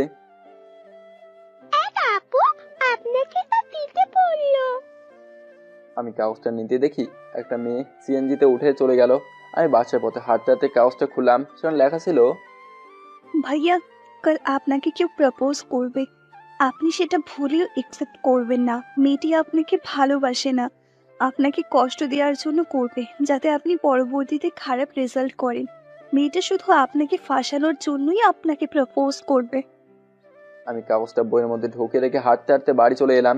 পরদিন তাই হলো, আমার সাথে যে মেয়েটা বেঞ্চে বসতো সেই মেয়েটা এসে সরাসরি আমার হাত ধরে কলেজের এক পাশে ট্রেনে নিয়ে গেল। মেয়েটার নাম ছিল বিন্তি। এক পাশে নিয়ে গিয়ে বিন্তি বলল, শোনো, আমি তোমাকে কিছু কথা বলতে চাই। সে তো জানি, জানি মানে? কিছু বলবেন বলেই তো এখানে ট্রেনে নিয়ে আসলেন। ভালোই তো বুঝো, তা কি বলতে চাচ্ছি বুঝতে পারছো না? না, এতটা বোঝার ক্ষমতা আমার এখনো হয়নি। দেখো, আমি সোজা মেয়ে, তাই সোজা সাপটা কথা বলছি। তো বলেন, কি বলতে চান? আমি তোমাকে পছন্দ করি। ও ও মানে? কিছু না, আপনি আমাকে প্রশ্ন করেন কেন? কারণ আমি তোমাকে ভালোবাসি। কিন্তু আমি তো আপনাকে ভালোবাসি না। ভালোবাসো না? তবে এখন থেকে বাসবে। জি না, আমি আপনাকে ভালোবাসতে পারবো না। কিন্তু কেন? কারণ আপনি মুখে আমাকে ভালোবাসেন বলতেছেন, কিন্তু আপনার মনে অনেক কিছু আছে, আপনার চোখ সেটাই বলে। দেখো, আমি তোমাকে সত্যি সত্যি ভালোবাসি। তুমি যা বলবে আমি তাই করব। দেখেন, আমি কোনো মায়ার জালে জড়াতে চাই না, তাই আমাকে জোর করবেন না প্লিজ। তুমি শুধু একটিবার আমাকে ভালোবাসার সুযোগ দাও, আমি কথা দিচ্ছি তোমাকে কখনো কষ্ট পেতে দিব না। দেখেন, আমি গরিব ঘরের ছেলে, অন্যের বাসায় কাজ করে খাই, আপনি কখনোই আমার সাথে চলতে পারবেন না। তুমি শুধু একবার ভালোবেসে দেখো, আমি তোমার জন্য সব কিছু করতে পারবো। তাই? হুম। আচ্ছা ঠিক আছে, চলেন তাহলে আমরা আজকেই বিয়েটা করে ফেলি। তারপর আমি যেখানে থাকি সেখানেই নিয়ে যাব, দুজনেই ওখানে থাকবো। কাল থেকে আর কলেজে আসার দরকার নেই, আমরা অন্যের বাসায় কাজ করে খাবো। কি? হ্যাঁ, কেন পারবেন না? আপনার হাওয়া বেড়ে গেল। আসলে তুমি একটা থার্ড ক্লাস ছেলে, তাই তোমার পরিবারও থার্ড ক্লাস। তুমি ভাবলে কি করে আমি তোমাকে ভালোবাসবো? জানি তো আপনি এতক্ষণ আমার সাথে নাটক করছিলেন, আমি রাজি হলে এই নাটকটা আর কিছুদিন করতেন, তারপর আমাকে ধোকা দিয়ে আমাকে কাঁদাইতেন। আপনি আমার জীবনটা নিয়ে খেলতে চাইছিলেন। আসলে আপনার মতো বেয়াদব মেয়েদের জন্য ছেলেরা নষ্ট হয়ে যায়। ওই কুত্তার বাচ্চা, তোর মতো একটা রাস্তার ছেলের সাহস কিভাবে হয় আমাকে বেয়াদব বলার? এরকম আরো কিছু অকথ্য ভাষায় গালি দিয়ে আর কয়েকটা চর মেরে আমার গাল লাল করে চলে যায়। আমি চুপ করে শুধু তাকিয়ে দেখি, কিছু বলতে পারি না। সেদিন আমি আর ক্লাস করলাম না, মন খারাপ করে সোজা বাড়িতে চলে এলাম। আজ আমার বোনের কথা খুব করে মনে পড়ছে। আমাকে কেউ মারলে, আমার মন খারাপ থাকলে ওই বোনটাই তো আমাকে একটু আদর করে দিত। আজও এখানে, তাই ওর আদরটাও আমার পাওনা হলো না। এরপর থেকে আর কলেজে তেমন যেতাম না। এভাবে কেটে গেল অনেকগুলো দিন। আমার ইন্টারের পরীক্ষা চলে এলো, পরীক্ষা দিলাম, অনেক ভালো হয়েছে পরীক্ষা। পরীক্ষার পর একদিন কলেজে গিয়ে এক স্যারের সাথে মেডিকেল নিয়ে কথা বললাম। তিনি আমাকে সবকিছু বুঝিয়ে দিলেন। আমার মনটা আরো খারাপ হয়ে গেল। বোনের কথা খুব মনে পড়ছে। তার অনেক ইচ্ছে ছিল আমি ডাক্তার হব, আমি ওর ইচ্ছা পূরণ করতে পারবো না ভেবে অনেক খারাপ লাগছে। কারণ কারো বাসায় কাজ করে মেডিকেলে পড়াটা অসম্ভব, তাছাড়া মেডিকেলে পড়তে অনেক টাকার প্রয়োজন। সেদিন রাতে বোনকে খুব মিস করছিলাম, তাই বোনের জন্য একটা চিঠি লিখলাম। প্রিয় বোন, আশা করি ভালো আছিস, তোকে খুব মিস করছি রে। আজ খুবই তোকে মনে পড়ছে। তোর হাতে কতদিন থেকে খাওয়া হয়নি, আমার মাথায় হাত বুলে দিসনি। আমি প্রতিদিন সবসময় শুধু তোর কথাই ভাবি। জানিস, আমি মাঝে মাঝে তোকে স্বপ্নে দেখি তুই আমার কাছেই আসিস, তোর ওই ছোট্ট হাতে আমার খাইয়ে দিচ্ছিস, ঘুমানোর সময় আমার চুলে হাত বুলে দিচ্ছিস, আমার কষ্ট হলে তুই আমাকে জোরে ধরে কাঁদছিস, আমার কপালে চুমুকে দিচ্ছিস। আমার খুব ইচ্ছে করছে এখনই ছুটে চলে যাই তোর কাছে। তোকে ছাড়া যে আমার কিছুই ভালো লাগে না রে। কেমন করে ভালো লাগবে বল? তুই ছাড়া যে আমার আপন বলতে আর কেউই নাই। তুই আমার মা, বাবা, ভাই, বোন, বন্ধু সব। তুই ছাড়া তোর কেউ কখনো আমাকে আদর করেনি, তাই মাঝে মাঝে তোকে ছেড়ে থাকতে খুব কষ্ট হয় রে। জানি তুই আমার কথা সবসময় মনে করিস, মাঝে মাঝে আমাকে ভেবে কান্না করিস। শোন, তুই কখনোই কান্না করবি না, জানিস তো তোর কান্না আমি সহ্য করতে পারি না। নাহলে কিন্তু আমি এখানেই কান্না করে দেবো। দেখ, তখন বড় হয়ে গেছিস, এবার তুই ক্লাস 9-এ। জানিস আমার না মেডিকেলে পড়া হবে না, আমি তোর স্বপ্ন পূরণ করতে পারবো না। আমাকে ক্ষমা করে দিস রে বোন। আমি ডাক্তার হতে পারবো না রে বোন, কিন্তু তুই তো পারিস, তুই ডাক্তার হবি। আমি তোকে ডাক্তার হিসেবে দেখতে চাই রে বোন। আমি বুক ফুলে বলতে চাই আমার বোন ডাক্তার। দেখ বোন, অন্য সবার থেকে আমার দুনিয়াটা একটু আলাদা। তুই আমার স্বপ্নটা সত্যি করে দে। আর শোন, তোর এই সময় অনেক আবেগ কাজ করবে, তুই একদম ভুল পথে পা দিবি না, নিজের খেয়াল রাখিস। তোর কিছু হলে যে আমি খুবই কষ্ট পাই রে বোন। সর্বদা ভালো থাকিস তুই। তোর হতভাগা দাদা ভাই দীপ। কিছুদিনের মধ্যেই আমার ইন্টারের রেজাল্ট হলো। এবারে রেজাল্ট ভালোই হয়েছে। আমি একটা পাবলিক ভার্সিটিতে চান্স পেয়ে গেলাম আর সেখানেই ভর্তি হলাম। শুরু হলো আমার ভার্সিটি লাইফ। সে অনেক ভালো ভালো পোশাক পরে ভার্সিটি আসে, আমি আমার মতো করেই ভার্সিটি যাই। আন্টি অনেক আগে থেকে আমাকে প্রতি মাসে আমার বেতনের টাকা দিয়ে দিতেন। তিনি বলেছিলেন অযথা যাতে টাকা খরচা না করে ফেলি, তাই তিনি তখন আমাকে টাকা দিতেন না। কিন্তু আসার 5 মাস পর থেকেই তিনি আমাকে আমার বেতনের টাকা দিয়ে দিতেন। তিনি বলেছিলেন, তোমার বেতনের অনেক টাকা আমার কাছে জমা হয়ে আছে, এখনই তোমাকে দিয়ে দিই। না হলে একবার যদি খরচ করে ফেলি তখন আবার আমি সমস্যায় পড়ে যাব। একবার এই 5 মাসের বেতনের টাকা দিয়েছিলেন আন্টি। তখন আমি ব্যাংকে একটা অ্যাকাউন্ট খুলে সেখানে টাকা জমাই। আমার পিচ্ছি বড় হচ্ছে, তার জন্য তো কিছু করা দরকার, তাই তার ভবিষ্যতের কথা ভেবে নিজে কষ্ট করে ওর জন্য টাকা জমাই। আমি ভার্সিটিও যেতাম আর বাসার কাজও মনোযোগ দিয়ে করতাম। এভাবে আমার দিন পার হচ্ছিল। হঠাৎ একদিন আন্টি অসুস্থ হয়ে পড়েন। ওনাকে হাসপাতালে নেওয়া হয়। ওখানে 4 দিন থাকার পর ওনাকে রিলিজ করে দেন। আন্টির উন্নত চিকিৎসার জন্য ওনাকে লন্ডনে নিয়ে যাওয়ার সিদ্ধান্ত নেন। ওখানে ওনাদের ছেলে মেয়ে দুজনেই থাকেন। পড়াশোনা শেষ করে ওনাদের ছেলে মেয়ে দুজনেই ওখানে সেটেলড হয়েছেন। আমি তাদেরকে কখনো দেখিনি, আর ওরা আমি আসার পর একবারও দেশে আসেনি। তাই আন্টিকে ওখানে চিকিৎসার জন্য নিয়ে যাওয়ার সিদ্ধান্ত নিলেন। ওনারা ওখানে 6 মাসের মতো থাকবেন। তাই এই বাড়িতে থাকার জন্য আঙ্কেল ওনার ভাই এবং ভাইয়ের বউকে আসতে বললেন। ওনারা কয়েকদিনের মধ্যে চলে এলেন। 1 মাসের মধ্যে ওনাদের লন্ডন যাওয়ার সবকিছু কমপ্লিট হয়ে গেল। যাওয়ার আগে আন্টি আমাকে সাবধানে থাকতে বললেন আর দিয়ে গেলেন এক্সট্রা কিছু টাকা। আসলে অনেক দিন তো থাকবো না, দরকার পড়লে কার কাছে চাইবি, তাই এই টাকাটা রেখে দে। আসলে আঙ্কেল আন্টি অনেক ভালো ছিলেন। যখন ওনারা চলে যাচ্ছিলেন তখন কেন জানি আমার মনটা খারাপ হয়ে গেল। চোখ পানিতে ছলছল করছে। আন্টি আমার দিকে তাকালেন, দেখতে পেলেন আমার চোখ পানিতে ছলছল করছে। উনি বললেন, আরে পাগল, কাঁদছিস কেন? মাত্র তো 6টা মাস, হয়তো তারাও আগে চলে আসতে পারি। ভালোভাবে থাকিস কেমন? আমি বললাম ঠিক আছে আন্টি। ওনারা লন্ডনে চলে গেলেন। তার কিছুদিন পরে আমার লাইফ আবার পাল্টাতে শুরু করলো। নতুন যে আঙ্কেল আন্টি আর ওনার ছেলে মেয়ে এসেছেন, ওনারা আমাকে কিছুতেই সহ্য করতে পারে না। প্রথমে এমন করতো না। যখন জানতে পারলাম আমি কাজের ছেলে হয়েও এই বাসায় থেকে লেখাপড়া করি, তখন থেকে শুরু হলো নির্যাতন।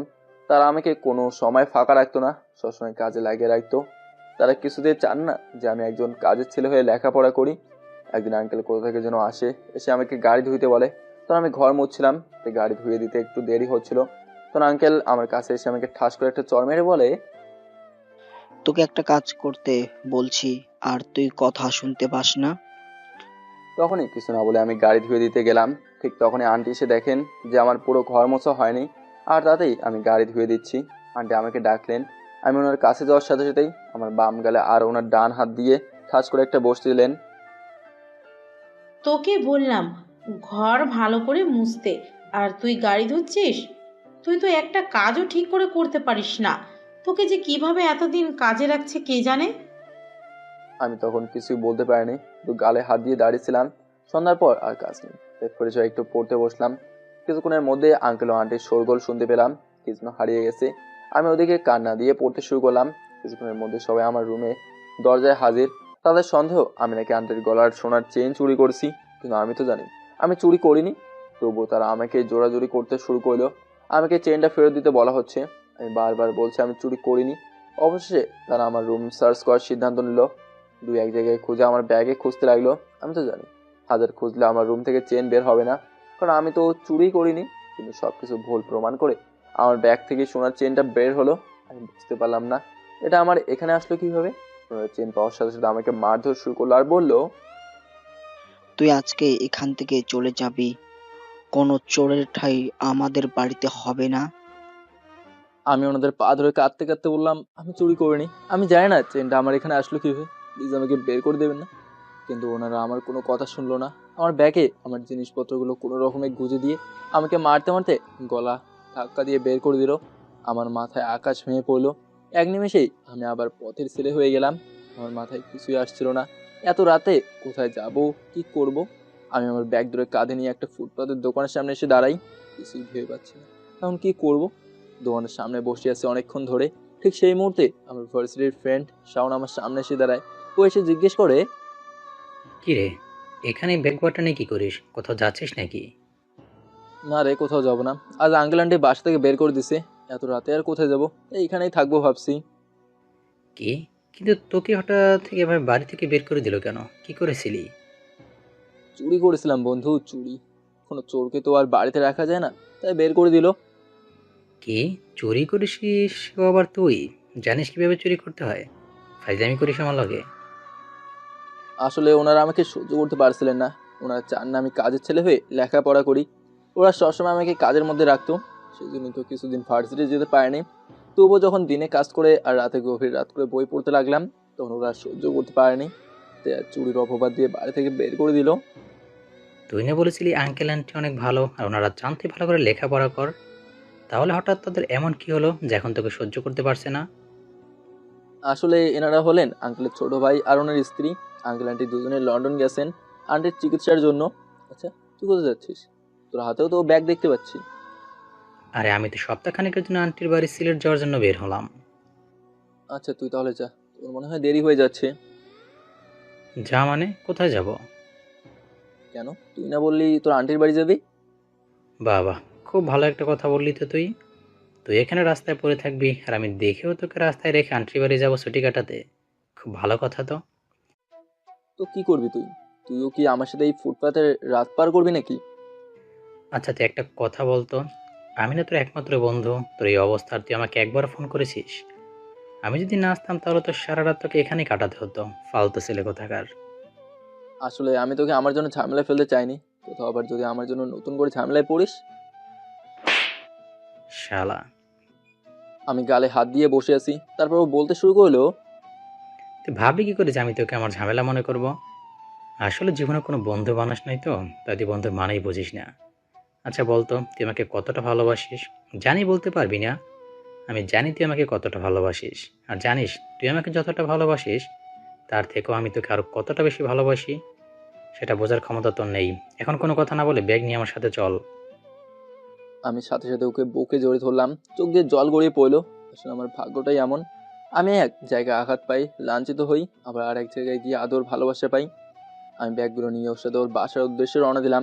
এতক্ষণ যার সাথে কথা হলো, এ হচ্ছে আমার ভার্সিটি লাইফের একমাত্র বন্ধু। আমি আমার সাধারণ পোশাক আশাক পরে যেতাম বলে আমার সাথে কেউ বন্ধুত্ব করতো না, কিন্তু শাওন কেন জানি আমাকে আপন করে নিল। অনেক বড় ঘরের ছেলে হয়েও আমার মতো একজন অতি সাধারণ ছেলের সাথে বন্ধুত্ব করছি। আমি যেমন ওর সাথে সারা আর কারোর সাথে মিশতাম না, তেমনি সেও আমার সাথে থাকতে স্বাচ্ছন্দ্য বোধ করতো। তাই আমি তাকে আমার কিছু কথা বলেছিলাম। আমি যে এক বাসায় কাজ করে পড়াশোনা করি এটাও জানতো। সিএনজি করে প্রায় আধা ঘন্টা পর আমরা ওর বাসায় পৌঁছে এলাম। এক বিশাল বড় বাড়ি। ও ফিরে আসতে আন্টি মানে শাওনের মা জিজ্ঞেস করলো, কিরে বাবা, ফিরে আসলি যে? আর ছেলেটিকে? মা, ও অনেক বড় সমস্যা আছে, তাই ওকে সরাসরি আমাদের বাসায় নিয়ে আসলাম। তা কে ও? ওরই নাম দীপ। মা, তোমাকে তোর সম্পর্কে বলেছিলাম। আর বলেছিলাম না আমার এক বন্ধু আছে যে অনেক কষ্ট করে অন্যের বাসায় কাজ করে লেখাপড়া করে, এই সেই বন্ধু। আজ ওকে ওই বাসা থেকে বের করে দিয়েছে, তাই নিয়ে এলাম। তা হঠাৎ বের করে দিল কেন? তারপর শাওন আন্টিকে বিস্তারিত বুঝিয়ে বলল, ও আচ্ছা, তাহলে ওকে রুমে নিয়ে যা আর তাড়াতাড়ি দুজনেই ফ্রেশ হয়ে খেতে আয়। এখন তাড়াতাড়ি ফ্রেশ হয়ে নে, খেতে যেতে হবে। আমরা ফ্রেশ হয়ে খাওয়া করলাম। তারপর আমার রুমে এসে কিছুক্ষণ গল্প করলাম। আমি এরই মধ্যে ওকে আমার জন্য একটা চাকরির ব্যবস্থা করে দিতে বললাম। চিন্তা করিস না, আমাদের কোম্পানিতে জয়েন করিস, ইচ্ছে মতো অফিস করবি, কেউ কিছু বলবে না। আর এখন ঘুমা, এখন তো অনেক ক্লান্ত, রাতও অনেক হয়ে গেছে। বলেই ও আমার রুম থেকে চলে গেল ওর রুমে। আমি আবার একটা নতুন রুম পেলাম, একটা নতুন বাসা, যেখানে একজন আমাকে খুবই ভালোবাসে, বাকিরা কেমন হবে জানি না। আজ পিচ্চির কথা খুব মনে পড়ছে। আমি এখানে কেমন আছি আমি জানি না, কিন্তু আমার বোনটা কেমন আছে সেটা খুব জানতে ইচ্ছে করছে। কেন জানি মনে হচ্ছে আমি যেমন পিচ্চিকে ভেবে কষ্ট পাচ্ছি, সে ওইদিকে আমার জন্য কষ্ট পাচ্ছে। আজ অনেক ইচ্ছে করছে ওকে একটাবার আমার বুকে জড়িয়ে ধরে, তাই ওকে একটা চিঠি লিখলাম। প্রিয় বোন, তুই কেমন আছিস রে? জানিস আজ আমি একদম ভালো নেই, আজ অনেক কষ্ট পেয়েছি রে। জানিস আজ কি হয়েছে? আমি যে বাসাটায় এতদিন ধরে থাকতাম সেখান থেকে আজ আমাকে তাড়িয়ে দিয়েছে। আর শুধু তাড়িয়েই দেয়নি রে, আমার উপর চাপিয়ে দিয়েছে চুরির অপবাদ। তুই বিশ্বাস কর, আমি কোনো চুরি করিনি। এটা আমাকে ওই বাড়ি থেকে তাড়ানোর একটা ষড়যন্ত্র মাত্র। কে যেন ওদের একটা সোনার চেন আমার ব্যাগে রেখে দিয়েছিল, আমি সেটা বুঝতেই পারিনি। কিন্তু আমার রুম সার্চ করার সময় আমার ব্যাগ থেকে সোনার চেনটা বের হলো। এটা আমার ব্যাগে কিভাবে আসলো আমি নিজেও জানি না। যখন আমার ব্যাগ থেকে চেনটা বের হলো তখন ওরা আমাকে খুব মারধর শুরু করলো। আঙ্কেল কোথা থেকে যেন একটা মোটা বেতের লাঠি নিয়ে আসলো, তারপর সেই লাঠি দিয়ে আমাকে বেধড়ক মার মারলো। কিচ্ছু দেখছিল না, আমার পুরো শরীরে আঘাত করছিল। তখন মনে হচ্ছিল এই বুঝে আমার আত্মাটা বের হয়ে যাচ্ছে। তারপর তো বাসা থেকে বের করে দিল। তারপর আমার এক বন্ধু দেখা পাই, ও আমাকে ওর বাসায় নিয়ে যায়। বন্ধুর বাসায় গিয়ে যখন টি শার্টটা খুললাম, দেখতে পেলাম আমার সারা শরীরে লাল দাগ। আমার দেখেই কান্না চলে আসছিল, কিন্তু কান্না করতে পারিনি রে। বাইরেই আমার বন্ধুটি দাঁড়িয়েছিল। পরিচয়ে খাওয়া দাওয়া করে যখন শুয়ে পড়লাম তখন ভালো করে শুতেও পারছিলাম না জানিস, পুরো শরীরটাই ভীষণ ব্যথা করছিল। আজ ঘুমাতে গিয়েও কান্না করতেছি। এখন তোর কথা খুব মনে হচ্ছিল বোন, তুই যদি এখানে থাকতি তাহলে তোকে জড়ি ধরে অন্তত কাঁদতে পারতাম। জানিস বাড়িতে যখন কেউ আমাকে মারতো আর তুই আমাকে জড়ি ধরে কান্না করতি, তখন তোর এই স্পর্শ পেয়ে আমার সব কষ্ট চলে যেত। তোর ওই আদর মাখার স্পর্শ আমি কোনোদিনও ভুলতে পারবো না রে। তোর ওই ছোট্ট হাতের কোমল স্পর্শ আমার হৃদয়টাকে যে একেবারে শান্ত করে দেয় রে। যাক সে কথা। শোন, তুই এখন অনেক বড় হয়েছিস, এবার ইন্টারে পড়ছিস, মন দিয়ে লেখাপড়া করবি। তোর যে ডাক্তার হতেই হবে রে বোন। তুই শুধু আমার এই আশাটা পূরণ করে দে বোন। আমি তোর কাছে আর কিছুই চাইবো না, আর কিছু লেখার ইচ্ছে করছে না রে বোন। সারা শরীরে খুব ব্যথা। ভালো থাকিস তুই, নিজের যত্ন নিস আমার সুইট বোনটি, নিজের খেয়াল রাখিস। যদি তোর দাদা জানি আমার বোনও আমায় প্রতিদিন মনে করে খুব ভালোবাসে যে আমায়, আর আমি তো ওকে আমার কথা ভুলতেই দেই না। চিঠি পাঠিয়ে ঠিক মনে করিয়ে দেই। আমি প্রতিদিনের মতো আমার পিচ্ছিকে নিয়ে কিছু অনুভূতি ডায়েরিতে লিখে শুয়ে পড়লাম। নিজের জীবনটাকে খুব অদ্ভুত মনে হচ্ছে। ঝড়ের বেগে আমার লাইফটা পাল্টে গেল। খুব ক্লান্ত থাকায় কখন ঘুমিয়ে পড়লাম বুঝতেই পারিনি। পরদিন শুক্রবার থাকায় ভার্সিটি যায়নি। আমার জিনিসপত্র গোছগাছ করে রাখলাম। বিকেলবেলা বোনের জন্য লেখা চিঠিটা পোস্ট করে দিলাম, আর কিছু পেইন কিলার ওষুধ কিনে আনলাম। আর পরের দিন ঘুম থেকে উঠে শাওন ও আমি দুজনে একসাথে নাস্তা করে ভার্সিটি চলে গেলাম। অনেকক্ষণ ধরে দুজনে বসে আড্ডা দিচ্ছি। আমাদের দুজনকে একসাথে দেখে আমাদের ওই এক বান্ধবী ওকে বলে উঠলো, কি রে শাওন, কেমন আছিস? আর এই খ্যাতের সাথে এখানে বসে কি করছিস? চল ক্লাসে যাই। আমার ওদের মতো ভালো পোশাক ছিল না, তাই এখানে এসে অনেকদিন থেকে আমাকে এই খ্যাত কথাটাই শুনতে হয়। শাওন কথাটা শোনা মাত্রই মেয়েটার দিকে কটমট করে তাকালো, মেয়েটাকে কাছে ডাকলো আর বললো, দেখ, ওর একটা নাম আছে, আর নামটা যেমন সুন্দর ও মানুষটাও তেমনি। ও তোদের মতো বড় লোক না যে তোদের মতো ফ্যাশন করে চলবে। আমার এখন কি ইচ্ছে করছে জানিস? ইচ্ছে করছে তোকে একটা ঠাস করে একটা থাপ্পড় মারি। ও তো আমাদেরই বন্ধু, আর তোরা ওর সাথে এমন। আসলে তোরা হইলি বন্ধু নামের কলঙ্ক। তোরা তো শুধু ফ্যাশন করিস না, ফ্যাশনের নামে নোংরামি করিস। একটা কথা জানিস, চাইলেই সবাই তোদের মতো নোংরামি করতে পারে, কিন্তু সবাই সততার নিষ্ঠা নিয়ে চলতে পারে না, যা এর মাঝে আছে। আজকের পর থেকে যেন একে আর খ্যাত বলা না শুনি। যদি কেউ বলে তাহলে সেদিনই বুঝবি আমি কতটা খারাপ হতে পারি, আর ভবিষ্যতে আমাকে আর কথা বলতে আসবি না। আমাকে সামান্য খ্যাত বলাতেই শাওনের এমন রিয়াকশন দেখে আমি তো অবাক। আমি ওকে মাঝে মাঝে থামতে বলছিলাম, কিন্তু ও আমাকে চুপ করতে বলে। মেয়েটাকে এতগুলো কথা শুনে দিল, আমাকে ও আর ক্লাস করতে দিল না। শাওন আমার হাত ধরে টেনে একটা মার্কেটে নিয়ে গেল। আমার জন্য দুটো শার্ট আর দুটো প্যান্ট কিনলো। আমি বাধা দেওয়া সত্ত্বেও আমার কোনো কথা শুনলো না। তারপর সেখান থেকে সোজা বাসায় চলে আসলাম। শাওনদের এই বিশাল বড় বাসায় ওরা মাত্র 4 জন, শাওন, ওর বাবা, মা আর ছোট বোন দিয়া। তাছাড়া এক কাজের লোক আছে 2টা, তারাও এখানেই থাকে। আমরা বাসায় এসে ফ্রেশ হয়ে খাওয়া দাওয়া করে রেস্ট নিলাম। তারপর বিকেলবেলা শাওন আমাকে রেডি হতে বললো। আমি ওর দেওয়া পোশাক পরে রেডি হয়ে গেলাম। ও আমাকে ওর বাবার অফিসে নিয়ে গেল। শাওন আঙ্কেলকে বলে আমার একটা কাজের ব্যবস্থা করে দিল। আমার সম্পর্কে আঙ্কেলকে সব বুঝিয়ে দিল, কারণ উনি বাসায় ছিলেন না, তাই আমার সম্পর্কে জানতেন না। পরের দিন থেকে আমার আবার ব্যস্ত লাইফ শুরু হয়ে গেল। সকালে ঘুম থেকে উঠেই নাস্তা করে ভার্সিটি যাই, আবার সেখান থেকে অফিসে। যেদিন অফিসে কাজ বেশি থাকতো সেদিন সকালেই অফিসে যেতাম। আমি যেটুকু সময় অফিসে থাকি খুব মনোযোগী হয়েই কাজ করি। আমার কাজ আর ব্যবহার দেখে আঙ্কেল আন্টি দুজনে অনেক খুশি। ওনারা আমাকে ওনাদের সন্তানের মতোই দেখেন। যেহেতু অফিসে যাই সেদিনের পর থেকে আমার পোশাক আশাকেও অনেকটা পরিবর্তন আনতে হয়েছে, কিন্তু পোশাকে পরিবর্তন হলেও আমার আচরণে কোনো পরিবর্তন হয়নি, কারণ আমি কখনোই আমার পিচ্চিকে ছাড়া ভালো থাকতে পারি না। আমি ভার্সিটিতে কারোর সাথে তেমন কথাই বলতাম না, মানে বলতামই না, চুপচাপ থাকতাম। একদিন হয়েছে কি, সেদিন শাওন ভার্সিটি যায়নি, আমি একাই গেছিলাম সেদিন। তখন আমি ক্লাস শেষ করে বাইরে বের হচ্ছিলাম। গেট থেকে বের হতেই একটা ধাক্কা খেলাম। দেখি আমার সাথে ধাক্কা খেয়ে একটা মেয়ে পড়ে যাচ্ছে। আমি হাত বাড়িয়ে মেয়েটার হাতটা ধরলাম। মেয়েটা বাঁকা হয়ে এক হাত পেছনে দিয়ে আমার হাত ধরে ঝুলে আসে।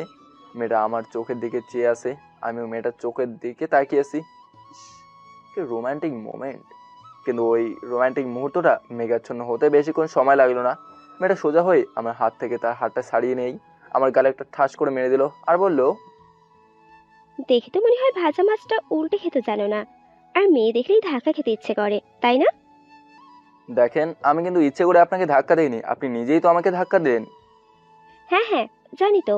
এখন আরো কত বাহানা, মিথ্যে কথা বের হবে। যেই সামনে একটা সুন্দরী মেয়ে এসে দাঁড়ায়, মনের মতো সুরসুরি জাগে যে কিভাবে মেয়েটার স্পর্শ পাওয়া যায়, আর কিছু বুঝে ওঠার আগেই মেয়েটিকে ধাক্কা খেতে হয়। তারপর ছেলেটি বলে সরি, দেখতে পাইনি, আরো কত কি বলবে। সব বেহায়াত দল। এই যে দেখেন, আপনি কিন্তু অনেক বেশি বকতেছেন। আপনি যেটা বলতেছেন সেটা সিনেমার ডায়লগ। আমি মোটেই আপনাকে ধাক্কা দেইনি, উল্টো আপনি আমাকে ধাক্কা দিয়েছেন। তাই সরিটা আপনার বলার দরকার। আমরা ক্লাস শেষ করে যখন বের হচ্ছিলাম তখন আপনিই ভেতরে আসছিলেন, তখন ভুলটা তো আপনিই করছেন। আপনিই দোষ করবেন, আবার আপনি থাপ্পড় মারবেন, আবার ঝাড়িও মারবেন। এটা কোন দেশের আইন বলেন তো, যে অপরাধী শাস্তি পায় না শাস্তি দেয়? এই দেখো, এমন বাজে ব্যবহার করবে না আমার সাথে। বাজে ব্যবহার আমি করছি না, বাজে ব্যবহার আপনি করছেন, আর সেটা আপনার মতো মেয়েদেরকেই মানায়। আর তখন থেকে আপনি আমাকে তুমি তুমি করে বলে যাচ্ছেন কেন? আমি কি আপনার দোস্ত লাগি না ইয়ার যে আমাকে তুমি করে বলবেন? এমনকি আমি তো আপনাকে চিনি বলেও মনে হচ্ছে না। অপরিচিত কার সাথে কথা বললে যে আপনি করে বলতে হয়, সেটা কি আপনি শিখেননি? কি শিখেছেন শুধু বাজে ব্যবহার করতে? দেখেন, এখানে আমি এমনি এমনি আসিনি, আমার যোগ্যতা দিয়ে এখানে পড়তে এসেছি। আপনার মতো কারোর সাথে বাজে ব্যবহার করতে নয়।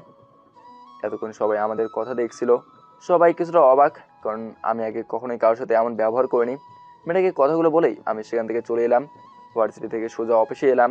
অফিসে এসে আঙ্কেল আমাকে বললো কাল অফিসে কাজের চাপ একটু বেশি, তাই কাল যেন সকালে অফিসে যাই। আমার কাল ভার্সিটি যাওয়া হবে না, কিন্তু ব্যাপার সেটা না।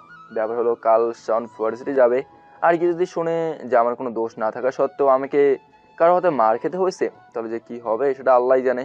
এমনিতে এই ভার্সিটিতে ওর খুব প্রভাব, নিশ্চয়ই মেয়েটাকে ছেড়ে দেবে না। আমি ভার্সিটি যেতে পারলাম না, কিন্তু শাওন ঠিকই গেল। আর এদিকে আমি টেনশনে আছি, জানতে পেরে আবার খারাপ কিছু না করে বসে। শাওন সারাদিন বাইরে আছে, ভার্সিটি থেকে এখনো ফিরে আসেনি। যখন ফিরে আসলো তখন রাত 8টা। ওকে কেমন উস্কো খুস্কো লাগছিল। আমি ওকে জিজ্ঞেস করলাম, কিরে সারাদিন কোথায় ছিলি, বাড়িতে আসিস না কেন? ও কোনো কথা বললো না। আমি আবার জিজ্ঞেস করলাম, কি হয়েছে, কথা বলছিস না কেন? ও সোজা আমার কাছে চলে আসলো, এসে সোজা আমার গালে একটা কষে থাপ্পড় দিয়ে চলে গেল ফ্রেশ হতে। তবুও কোনো কথা বললো না। আমিও আর ওকে কিছু বললাম না, আমিও না খেয়ে আমার রুমে চলে গেলাম। এদিকে আন্টি আমাদের দুজনকেই খেতে রাখতেছেন, একবার আমার কাছে আসছেন তো একবার শাওনের কাছে যাচ্ছেন। দুজনেরই একই উত্তর, খাবো না। আন্টি বুঝতে পেরেছেন আমাদের দুজনের মধ্যে কিছু একটা হয়েছে। তিনি আমার কাছে এসে জিজ্ঞেস করলেন, দীপ বাবা, তোদের কি হয়েছে বলবি তো? কেন তোরা এরকম করছিস? খাবি না কেন? সেও তো খাচ্ছে না, আর তোরা না খেলে আমরা খাই কি করে? তোর আঙ্কেল আর দিয়া খাবার টেবিলে বসে তোমাদের জন্য অপেক্ষা করছে। বলো বাবা, কি হয়েছে তোদের? তখন আমি আন্টিকে আমার গতকালের ঘটনা খুলে বললাম। আর আমি যে শাওনকে এই কথাটা বলিনি সেজন্য ও রাগ করে আছে। আমি এ বাসায় আসার পর থেকে আমার সম্পর্কে জানে না এমন কোনো বিষয় নেই। দেখ বাবা, দুজনেই রাগ করে থাকলে তা হবে না, একজনকে রাগ ভাঙাতে হবে। তাই বলছি কি, কথাটা যেহেতু তুই লুকাচ্ছিস, তা তুই যা, ওকে নিয়ে খেতে আয়। আমি ঠিক আছে বলে উঠে দাঁড়ালাম। আন্টি খাবার টেবিলের ওখানে চলে গেল, আর আমি গেলাম শাওনের রুমে। আমি ওর রুমে ঢুকতে দেখি ও দরজার দিকে মুখ করে শুয়ে আছে। আমাকে দেখতে পেয়ে ও উল্টো দিকে ঘুরে শুলো। আমি ওর মাথার কাছে বসলাম। তখন উঠ ভাই, সব আমাদের জন্য খাবার টেবিলে অপেক্ষা করছে। তুই গিয়ে খা, আমি খাবো না। তুই গেল ভালো করে, তুই আমার বন্ধু না, তুই বেইমান। তুই আজকে বের হয়ে যাবে আমার বাড়ি থেকে, শালা আমাকে কথা গোপন করে। ঠিক আছে, আমি এক্ষুনি চলে যাচ্ছি বলেই দরজার দিকে পা বাড়ালাম। আমাকে যেতে দেখে শাওন বলে উঠলো, কই যাস? কেন, তুই তো বললি তোর বাসা থেকে বের হয়ে যেতে। আর এক পা বাড়ালে তোর ঠ্যাং ভেঙে দেবো, বাড়াই দেখ। আমি কোমরে হাত দিয়ে ওর দিকে তাকালাম, বললাম কোনটা করব বল? তুই যেতে বলিস, আবার তুই বলিস বাইরে গেলে ঠ্যাং ভেঙে দিবি। এ তো দুদিকেই বিপদ, আর আমার পা ভাঙলে তো তোরই খরচা বাড়বে। সে আমি বুঝে নেব, আমার কি টাকার অভাব আছে? তা বল, আমাকে কথা বলিস নি কেন? বলার আর দরকার ছিল না, কারণ আমি নিজেই মেয়েটাকে অনেক কথা শুনিয়ে দিয়ে আসছিলাম। তবুও আমাকে তোর বলা উচিত ছিল। বাবা, সরি সরি সরি। এখন খাইতে চল। সবাই বসে আছে। খাবার টেবিলে গিয়ে দেখি দিয়ে কেমন রাগান্বিত দৃষ্টিতে আমার দিকে চেয়ে আছে, মনে হচ্ছে আমাকে আস্ত গেলে ফেলবে। আমি কাউকে কিছু বলিনি দেখে আঙ্কেল আবার দিলেন একটা ঝাড়ি, কারণ আন্টি সবাইকে কথা বলে দিয়েছে। আর এদিকে দিয়ার আগে ফুসতেছে, কেন সেটা বুঝতে পারলাম না। সবাই খাওয়া দাওয়া করে ঘুমাই গেলাম। পরদিন দিয়ে আমাদের সাথে আমাদের ভার্সিটি যাওয়ার জন্য বায়না হলো। আগে কখনো যাইতে চাইনি, তাই আমরাও না বললাম না। ওকেও আমাদের সাথে নিয়ে ভার্সিটি গেলাম। গিয়ে দিয়ার প্রথম কথা, সেদিনের মেয়েটা কই? আমি এদিক সেদিক খুঁজে বললাম, নাই, আজ আসেনি মনে হয়। কিন্তু তুমি কেন ওকে খুঁজছো? কেন করছি তোমাকে সেটা বুঝতে হবে না, তুমি শুধু দেখাই দাও। প্রথম প্রথম দিয়ে আমাকে আপনি করে বলতো, কিন্তু কিছুদিন থেকে তুমি করেই বলে। বললাম তো আসেনি, কোথাও দেখতে পাচ্ছি না। তুমি মিথ্যা বলছো, ও এখানেই কোথাও আছে। তুমি বলছো না, আজ দেখাবো তোমার সাথে ধাক্কা খাওয়ার মজা কত। এ তো দেখি আরেক ঝামেলা। আমি মনে করছিলাম ও আমাদের সাথে আমাদের ভার্সিটিতে ঘুরতে আসছে, এখন দেখি প্রতিশোধ নেওয়ার জন্য আসছে। সেটা আবার কিসের? আমাকে থাপ্পড় মারলো, বকা দিল সেটার না, আমার সাথে কেন ধাক্কা খেলো সেটার জন্য শাস্তি দিতে আসছে। আরে পাগলি, তুই এই জন্য ভার্সিটি আসছিস সেটা আগে বললেই পারতি। আমি তো জানতাম ও আজ আসবে না। আমি বললাম, কেন? আর তুই কি করছিস ওর সাথে যে ও আসতে পারবে না? তোর সাথে যেটা হয়েছে সেটা শুধু প্লেয়ার চেঞ্জ, তোর জায়গায় ও আর ওর জায়গায় আমি। আমি বললাম, আচ্ছা ভালো করে বোঝায় বলতো আসলে কি করছিস তুই? আমি ভার্সিটি আসতে সুমন তোর সাথে আগের দিন কি হয়েছে সব বললো। আমার তো মেজাজ বিগড়ে গেল। আমি কি করলাম, ওই মেয়েটির দিকে ওর দিকে হাঁটা শুরু করলাম। সামনে গিয়ে দিলাম এক ধাক্কা। ও পড়তে পড়তে ও পড়লো না, আমি সরি বলে চলে গেলাম। আবার যখন ক্লাস করে বের হই দেখি মেয়েটি আসছে, আমি ওর সামনে গিয়ে দিলাম আবার ধাক্কা। এবার তো মেয়ে সোজা ধপাস উঠে দাঁড়িয়ে কিছু বলতে যাবে, অমনি দিলাম এক ঠাস করে। বললাম, এই শরীরটা কি তোর বাপের সম্পত্তি যে বারবার সে ধাক্কা খাবি? বড়লোক বাপের একমাত্র ছেলে দেখে তোর প্রেমে ফেলার ধান্দা করছিস। বলেও যদি আর আমার সামনে আসিস তো তোকে তুলে প্রাচীরের উপরে ফেলে দেব। তখন সবাই আমার ঘটনা দেখছিল। মেয়েটা রাগে আর লজ্জার সাথে সাথে সেখান থেকে দৌড় দিল। আমিও কিছুক্ষণ পর সুমনদের সাথে আড্ডা দিয়ে রাতে বাড়ি ফিরলাম। ওর লজ্জা কাটতাম তো একদিন তো লাগবেই নাকি? তুই এটা কি করলি? আমি তো ওকে অনেক কথা শুনেছি, তারপরে তুই কেন এমন করতে গেলি? তখন পাশ থেকে দিয়া বলে উঠলো, মেয়েটার খুব দরদ উতলে উঠছে দেখছি। তুই ঠিক করেছিস ভাইয়া। আমরা সেদিন আর ক্লাস করলাম না, সবাই একসাথে একটু ঘোরাঘুরি করে বাসায় চলে এলাম। এরপর থেকে আর কেউ কখনো একা ভার্সিটি যায়নি, না আমি না শাওন। এভাবে দিন চলতে লাগলো। আমাদের লেখাপড়া কমপ্লিট হলো। এদিকে আমার পিচ্চিও মেডিকেলের চান্স পেয়েছে। এতদিনে সবার হাতে হাতে ফোন হবার বদৌলতে আমার এক স্কুল ফ্রেন্ডের কাছ থেকে জানতে পেরেছি আমি এখন পুরো দমে চাকরি করছি।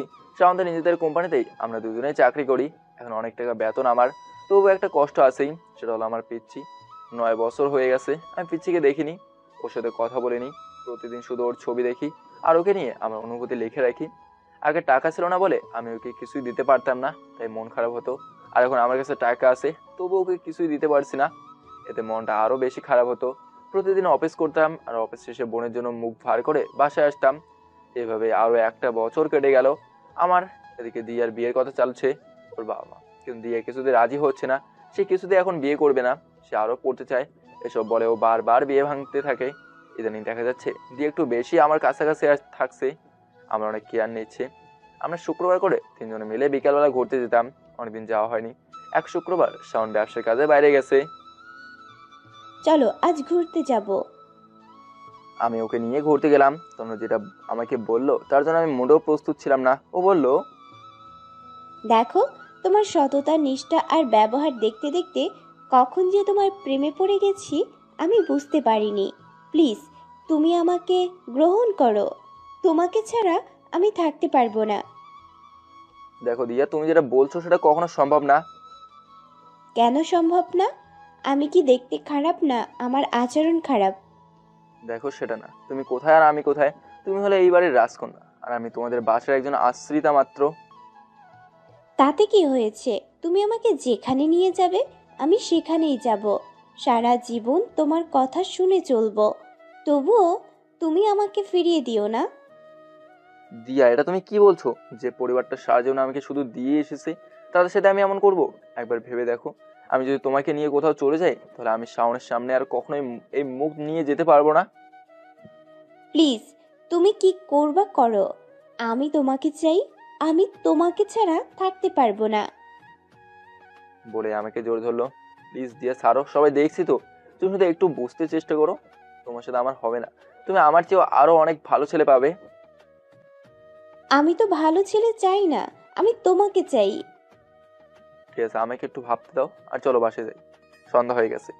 বলে দুজনে বাসায় চলে এলাম। এর মধ্যে শাওন বাড়ি ফিরে এসেছে। আমি অফিসে যাই, কাজ করি, আবার বাসায় ফিরে আসি, এটাই আমার প্রতিদিনের রুটিন। এদিকে দিয়া একের পর এক বিয়ে ভেঙেই চলেছে। অনেক ভালো ভালো ঘরের সম্বন্ধ আসছে ওর জন্য, ও সবাইকে না বলে দিচ্ছে। একদিন দিয়া সন্ধ্যায় অফিস থেকে ফিরে আসতেই দিয়া আমাকে সাদে ডাকলো। আমিও গেলাম। যাওয়ার সাথে সাথে দিয়া আমাকে জড়িয়ে ধরলো আর কান্না করতে করতে বললো, আমি আর পারছি না এভাবে বিয়ের কোণে সেজে অন্যের সামনে বসে দেখা দিতে গেলেই আমার কান্না চলে আসে। আমি জানি তো আমি তোমাকে ছাড়া কাউকে বিয়ে করব না, তবুও আমাকে অন্যের সামনে পুতুলের মতো বসে থাকতে হয়। এটা আমার মোটেও ভালো লাগছে না। তুমি কিছু একটা করো, আমি তোমাকে ছাড়া বাঁচতে পারবো না। এতক্ষণ সময় আমি একটা কথাও বলিনি, শুধু ওর কথাই শুনলাম। সিঁড়িতে কার যেন নামার শব্দ পেলাম। আমি দ্রুত দিয়াকে সরিয়ে দিয়ে নিচে নেমে গেলাম। রাতে খাওয়ার সময় শাওন আমার দিকে কেমন করে যেন তাকালো। খাওয়া দাওয়া করে আমি আমার রুমে শুয়ে শুয়ে ডায়েরি লিখছিলাম আর চোখের জল ফেলছিলাম। সেই সময় শাওন আমার রুমে আসলো। আমি ধরফড়িয়ে উঠে ডায়েরিটা লোকালাম। ও আমার কাছে এসে বসলো আর আমাকে বললো, তোর সাথে আমার কিছু কথা আছে, তো আগে বল, তোর কি আমাকে কিছু বলার আছে? হ্যাঁ বলার আছে। তা বল, কি বলবি? আমার মনে হয় আর তোদের এখানে থাকা হবে না। কেন? গত শুক্রবার যেদিন তুই চট্টগ্রাম গেলি সেদিন দিয়ে আমাকে প্রপোজ করে। আমি ওকে অনেক বুঝিয়েছি, কিন্তু ও কিছুতেই বুঝতেছে না। বারবার বলছে ও নাকি আমাকে ছাড়া বাঁচবে না। তুই কি বললি? তুই কি রাজি হয়েছিস? না, আমি এখনো ওকে বুঝিয়েই যাচ্ছি, কিন্তু সে কিছুতেই বুঝতেছে না। তাহলে এখন কি করতে চাস? ভাবছি তোদের বাসা থেকে চলে যাব। আমি এখানে থাকলে ও কিছুতে আমাকে ভুলতে পারবে না। আচ্ছা শোন, কাল তুই আমার পরিবর্তে চট্টগ্রাম চলে যা, ওখানকার কাজটা দিয়ে করে নিয়ে আয়, এদিকে আমি দেখছি। আমি ব্যাগ গুছিয়ে রাখলাম চট্টগ্রাম যাওয়ার জন্য। কাল সকালেই যাব, ওর টিকিটটা আমি নিলাম। পরের দিন সকালে আমি চট্টগ্রামের উদ্দেশ্যে রওনা দিলাম। ওখানে কাজ শেষ করতে 1 সপ্তাহ লেগে গেল। 1 সপ্তাহ পর আবার বাড়ি ফিরে এলাম। বাড়ি ফিরে আসার পর শাওন আমাকে বলল, আমি পুরো ফ্যামিলি বেড়াতে যাচ্ছি, তুই যাবি না থাকবি? 1 মাসের মতো বাইরে থাকবো। আমাকে যাওয়ার জন্য দিয়া অনেক জোর করলো, কিন্তু আমি যেতে রাজি হলাম না। এতে দিয়াও যাবে না বললো, কিন্তু শাওন ওকে নিয়ে যাবে। 3 দিন পর ওরা সবাই চলে গেল। এখন বাড়িতে আমি একা, কিছু ভালো লাগছে না। আমি আমার ড্রয়ার খুলে ডায়েরিটা বের করলাম লেখার জন্য, কিন্তু ডায়েরিগুলা কেমন উলট পালট হয়ে আছে। আমি আমার সব ডায়েরি বের করলাম, সবগুলির পাতা খুলে দেখতে শুরু করলাম। দেখলাম আমার প্রথম দিকে ডায়েরির কয়েকটা পাতা ভেজা ভেজা। বুঝতে পারলাম পাগলটা আমার ডায়েরি পড়ে কেঁদে দিছে। এখানে আমি একা একা অফিস করছি, বাইরেই খাই বেশিরভাগ সময়, মাঝে মাঝে নিজে রান্না করি। এভাবেই কেটে গেল 21 দিন। সেদিন রাতে আমার স্কুলের বন্ধুরা আমাকে ফোন করে বললো কাল নাকি আমার পিচ্চির বিয়ে। এই যে সুপারভাইজার মামা, আমি সামনের বাস স্ট্যান্ডে নামবো, আমাকে নামিয়ে দিন। আমার পাশের সিটে বসা মেয়েটার কথা আমার ঘোর কাটলো, চোখ দুটো লেগে গেছিল, হয়তো ঘুমিয়ে গেছিলাম। কিছুক্ষণের মধ্যেই সেই জায়গা চলে এলো যেখানে মেয়েটি নামবে। বাস দাঁড়ালো, মেয়েটাই আমাকে উঠতে বললো কারণ সে নামবে। আমি উঠে দাঁড়ালাম, ঘুরতে তাকিয়ে দেখি তখন রাত 11টা বাজে। মেয়েটা ওর ব্যাগ নিয়ে নেমে গেল আর আমি পেছন পেছন নেমে গেলাম। আমি ওই মেয়েকে নুড়ি বলেই একটু দূরে চলে এলাম আর কোনো কথা বললাম না। মেয়েটা থেকে কিছুটা দূরে গিয়ে দাঁড়ালাম। ওখানে দাঁড়ানোর কিছুক্ষণের মধ্যে একটা বাইক চলে এলো। মেয়েটা ওই বাইকে উঠে চলে গেল। আমি এখন একা দাঁড়িয়ে আছি। আমিও আমার ব্যাগটা কাঁধে নিয়ে বাড়ির পথে হাঁটা শুরু করলাম। এখান থেকে 3 কিলোমিটার রাস্তা আমার বাড়ি। হেঁটে হেঁটে যাচ্ছি, খুব ধীরেই হাঁটছি। বাড়িতে যাওয়ার আগে আমার বাগানটা পড়ে, যেখানে আমার জিনিসগুলো পুড়িয়েছিলাম। গাছগুলো অনেক বড় বড় হয়ে গেছে। ওই বাগানে গিয়ে আধা ঘন্টার মতো ওখানে অপেক্ষা করলাম। তারপর বাড়ির পথে পা বাড়ালাম। আজ বাড়িতে যেত আমার পা কাঁপছে। এটা তো আমার নিজের বাড়ি, তবুও কেন জানি কিছুতেই পার সামনে এগিয়ে যেতে চাচ্ছে না। বাড়ির পাশে দেখলাম কয়েকটা গাড়ি, তার পাত্র এসে গেছে। আমি আমাদের বাড়িটার দিকে তাকালাম। সেই 1 তলা বাড়িটা 2 তলা করা হয়েছে আর বাড়ির নাম দিয়েছে দীপশিখা। আমাদের বাড়ির বাইরে বিয়ের আসর সাজানো হয়েছে। একপাশে পাত্রর বসার জন্য একটা স্টেজও সাজানো হয়েছে। রাত অনেক হয়েছে, বিয়ের সময় আর বেশি দেরি নাই। সে আমার পিচিকে নিয়ে আসা হলো বিয়ের সাজে। পিচিটাকে অনেক সুন্দর দেখাচ্ছে। আমার পিচি ছোট থেকে অনেক সুন্দর ছিল, আর এখন বড় হয়ে একটা পরী হয়েছে। ওকে এখানে বসানো হলো, মাথায় ঘোমটা দিয়ে বসে আছে। আমি ওর সামনে গিয়ে আস্তে করে ডাক দিলাম, শিখা। কি ভাবছেন শিখাকে? ওই শিখাই আমার পিচ্ছি। ও কোনো উত্তর দিল না, মাথা তুলেও দেখলো না। আমি বললাম, তাহলে কি বোনটা আমাকে ভুলে গেল? আমি আবার ডাক দিলাম। এবার নাম ধরে ডাকিনি, বলেছিলাম ওই পিচ্ছি, হে আমাকে সারাই বিয়ে করছিস? আমার কথা ওর কানে যেতে দেরি, কিন্তু মাথা তুলে তাকাতে দেরি নাই। মাথা তুলে যখন আমাকে দেখলো, মাথার ঘোমটা ফেলে বিয়ের আসর সেরে আমার কাছে দৌড় দিল সোজা আমার বুকে। দুজনে দুজনকে জোরে ধরে কান্না শুরু করলাম। মুহূর্তেই সমস্ত বিয়ে বাড়ি চুপ, অনেকের চোখেই তখন পানি। কে যেন দৌড়ে বাড়ির ভেতর খবর দিল যে আমি ফিরে এসেছি। মুহূর্তেই বাড়ির সবাই বাইরে চলে এলো। অনেকক্ষণ হয়ে গেল, আমার পাগলিটা এখনো আমার কাঁধে মাথা দিয়ে গলা জোরে ধরে কেঁদেই চলেছে। আমি বললাম, ওই পাগলি, কি হয়েছে? এবার তো ছাড়। ও আমাকে আরো শক্ত করে ধরলো, একটু পরেই ছেড়ে দিল। এবার শুরু করলো আমার বুকে কিল আর ঘষি। বললাম, মারছিস কেন? লাগছে তো। লাগুক, অনেক কাঁদাইছিস আমাকে, আজ না হয় তার জন্য একটু শাস্তি পাইলি। আমি ওকে বিয়েতে বসতে বললাম, ও গিয়ে বসলো। এতক্ষণ পিচ্ছি ছাড়া কাউকেই খেয়াল করিনি। এবার ডানে বামে তাকায় দেখলাম আমার পরিবারের সবাই আমার পাশে এসে দাঁড়িয়েছে। আমার মা, বাবা, ভাইয়া, ভাবি, বাবুটাও অনেক বড় হয়ে গেছে, আবার তার একটা ছোট বোনও আছে। আমি সবার সাথে কথা বলে একটা চেয়ার টেনে বসলাম। তখন নুরি এলো আমার পাশে, এসে বসলো আর বলল, তুমি আমাকে আগে কেন বললা না যে তুমি দীপ? আমি তো তোমাকে চিনতেই পারিনি। তবে বলেছিলাম না, কেন জানি খুব পরিচিত মনে হচ্ছে। আমি তো অনেক চেঞ্জ হয়ে গেছি, তুমি আমাকে কিভাবে চিনলে? আমি বললাম, যখন তুমি বললে পিচ্ছি তোমার বোনের ননদ, তখন। তার মানে তুমি বগুড়া থাকতেই আমাকে চিনতে পেরেছো, তবুও কথা বলনি। কাজটা মোটেও ঠিক করোনি। কেন? জানতে পারলে আমাকে আসতে দিতে না নাকি? আমি এই কথা বলার সাথে সাথে নুরি কেঁদে দিল। সব আমার জন্য এমন হয়েছে, আমার জন্যই তুমি বাড়ি ছেড়েছো। আমি যদি সেদিন বলতে পারতাম তুমি আমাকে কিছুই করোনি, তাহলে সেদিন তুমি চললেই যেতে না। কিন্তু আজ আমি বড় হয়েছি, আমি নিজের সিদ্ধান্ত নিজেই নিতে পারি। এখন তুমি শুধু একটি বার বলো যে তুমি আমাকে বিয়ে করবে, তুমি আমাকে ভালোবাসো। দেখো আমি কি করি, পাশে থেকে ভাবি বলুন। আমাকে ক্ষমা করো ভাই, আমার জন্য সব কিছু হয়েছে। তুমি যদি চাও আমরা তোমার সাথে নূরের বিয়ে দেব। এই কথাটা বলতেই একটা আটার বস্তা আমার বুকে। ভাবলাম নুরি অথবা শিখা, কিন্তু তাকে দেখি নুরি নুরির জায়গায় আর শিখা শিখার জায়গায়। তাহলে কে এটা? কি আমাকে জড়িয়ে ধরে আছে? ওর মাথাটা তুলতেই দেখি দিয়া। আমি অবাক হয়ে গিয়ে জিজ্ঞাসা করলাম, তুমি এখানে কিভাবে? তোমরা না ঘুরতে গেছো? আমিও ভাবছিলাম যে আমরা ঘুরতে যাচ্ছি, কিন্তু গাড়িতে আমার মন খারাপ দেখে ভাইয়া ওর মোবাইল থেকে আমাকে পিকচার দেখতে দিল। কিসের পিকচার জানো? তোমার ডায়েরির প্রতিটা পাতার পিকচার। আমি ডায়েরিটা পড়েছি আর সারা রাস্তা কাঁদতে কাঁদতে এসেছি। অনেক কষ্ট করে তোমার বোনকে এই বিয়েতে রাজি করিয়েছি। ও তো তবুও রাজি হয় না। যখন তোমার আগের একটা ছবি ওকে দেখালাম আর বললাম বিয়েতে রাজি হলে এই ছেলেকে প্রতিদিন দেখতে পারবে, তখন এক কথায় রাজি হয়ে গেল জানো। তোমার মতো তোমার বোনও তোমাকে অনেক ভালোবাসে। আর শোনো, তুমি ওই মেয়েকে বিয়ে করবে না, তুমি বলো যে তুমি আমাকে বিয়ে করবে। পাশ থেকে নুরি বলল, বলেই হলো ও আমাকে বিয়ে করবে। 10 বছর ধরে আমি ওকে ভালোবেসে আসছি। আবার এদিকে দিয়া বলছে, তুমি ওকে 10 বছর মনে মনে ভালোবেসেছ, কিন্তু আমি যে ওকে এতদিন ওর সাথে থেকে কাছে থেকে ওর অপেক্ষায় সময় কাটিয়ে ওকে কেয়ার করে ভালোবেসেছি। ওদের দুজনে আরো অনেক অনেক কথায় ঝগড়া চলছে। দুজনে নিজের দিকে সাফাই দিচ্ছে কে কতটা আমাকে ভালোবাসে। এই ঝগড়া মনে হয় থামার নয়। ঝগড়া থামালো আমার পিচ্ছি। ও চেঁচিয়ে বলল, তোমরা কি থামবে? আগে আমার বিয়েটা তো হতে দাও, তারপর দেখবো কে কাকে বিয়ে করছে। আমি চলে গেলাম শাওনের কাছে। ও সুন্দর করে পাত্র সেজে বসে আছে, কোনো কথা বলছে না, মুখটাও দেখা যাচ্ছে না। আমি ওর কাছে গিয়ে ওকে জড়িয়ে বললাম, এসব প্ল্যান কবে করলি রে? আমি প্রায় দেখতাম তুই রাতে কান্না করিস আর ডায়েরিতে কিছু লিখে রাখিস। যেদিন চট্টগ্রাম পাঠালাম তোকে সেদিন তো ডায়েরি পড়ি আমি জানি আমার কাছে একটা হীরা আছে, সেটা তুই। আর সেই তুই যাকে এতটা ভালোবাসিস সে কি হবে? সে অবশ্যই হীরাই হবে। আমার একটা হীরা চলছে না রে, আমার 2টা হীরাই চাই। আমার বন্ধু হয়ে তুই সারা জীবন কেঁদে যাবি আর আমি দেখতে থাকবো। তাই তো তোর পিচ্চিকে তোর কাছে নিয়ে যাচ্ছিলাম সারা জীবনের জন্য। আমি ওকে আবার জড়িয়ে ধরলাম। ওদের বিয়ে সম্পন্ন হলো। শাওনের এতদিন একটা বাসা ভাড়া করছিল, তাই বিয়ের কিছুদিন পর ওই বাসাটা ছেড়ে দিল। আমার পিচ্চি চলে গেল শ্বশুর বাড়ি। কি ভাবছে আমি এখন কোথায়? আমার পিচ্চি আমাকে এখন আর 5 মিনিটও দূরে রাখে না, সব সময় ভয় পায়। এই বুঝে আবার ওকে ছেড়ে চলে যাচ্ছি।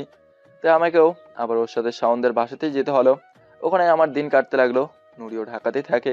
মাঝে মাঝে আমার এখানে এসে আমাকে নিয়ে দিয়ার সাথে ঝগড়া করে যায়। 1 বছর পর আমার পিচ্চি ডাক্তার হয়ে বের হয়। ও আমার আশা পূরণ করছে, তাই আমার কাছে গিফট হিসেবে সে তার ভাবি চায়, মানে আমার বিয়ে দিতে চায়। ওদিকে সেদিনের পর থেকে দিয়ার বিয়ের জন্য আর কোনো পাত্র দেখা হয়নি। ওনারা সবাই রাজি, আবার নুরির পরিবারও রাজি। আমার বাড়ির লোকজন কিছু বলে না, বলে তোর যাকে ভালো লাগে তাকেই বিয়ে কর। অবশেষে বিয়ে করলাম। ভাবছেন কাকে বিয়ে করলাম? হ্যাঁ, দিয়ার সাথে আমার বিয়ে হলো, কারণ সুবিধার দিক বিবেচনা করে আমি আমার আর পিচ্চির, যদিও এখন বড় হয়ে গেছে, সিদ্ধান্তে দিয়াকেই বেছে নিছি। যেহেতু আমার বোন আমাকে না দেখে থাকতে পারে না, তাই ও অবশেষে দিয়াকেই ভাবি হিসেবে রায় দিল। এখন আমাদের ভাই বোনের দুজনের একটাই শ্বশুর বাড়ি। আমি বোনকেও দিয়াকে বলেছি এখন আর আমি শ্বশুর বাড়ি থাকবো না। তাই শাওন ও আমি মিলে একটা 2 তলা ফ্ল্যাট কিনেছি। যেদিন 1 তলা থাকি তো সবাই 1 তলায়, যেদিন 2 তলায় তো সবাই 2 তলায়। এভাবে অতিবাহিত হচ্ছে আমাদের সময়। তবে মাঝে মাঝে নুরি এসে দিয়ার সাথে ঝগড়া করে যায়। ওর বিয়ে হয়েছে এক ইঞ্জিনিয়ারের সাথে, সেও আমাদের পাশেই থাকে, তাই মাঝে মাঝে আসে। ইদানিং আমার পিচ্চির চেম্বারে রোগীর পরিমাণ অনেক বেশি হয়, তাই আমার অফিসের পর বাড়ি আসাও বন্ধ, কারণ আমার অফিস ছুটির পর ওর চেম্বারে বিনা বেতনে কম্পাউন্ডার হিসেবে নিয়োগ দিয়েছে এই পিচ্চি। আমার আর আমার পিচ্চির শ্বশুর শাশুড়ি প্রতিদিনই আসে আমাদের এখানে। আমাদের দেখে রাতে বাড়ি যায়। রাস্তা নিয়ে টেনশন নাই, কারণ আমাদের বাসা শাওনদের বাসার মাঝে শুধু একটা বাসার পার্থক্য। যখন তখন আসতে পারেন। এভাবেই দিন কাটছে আমাদের।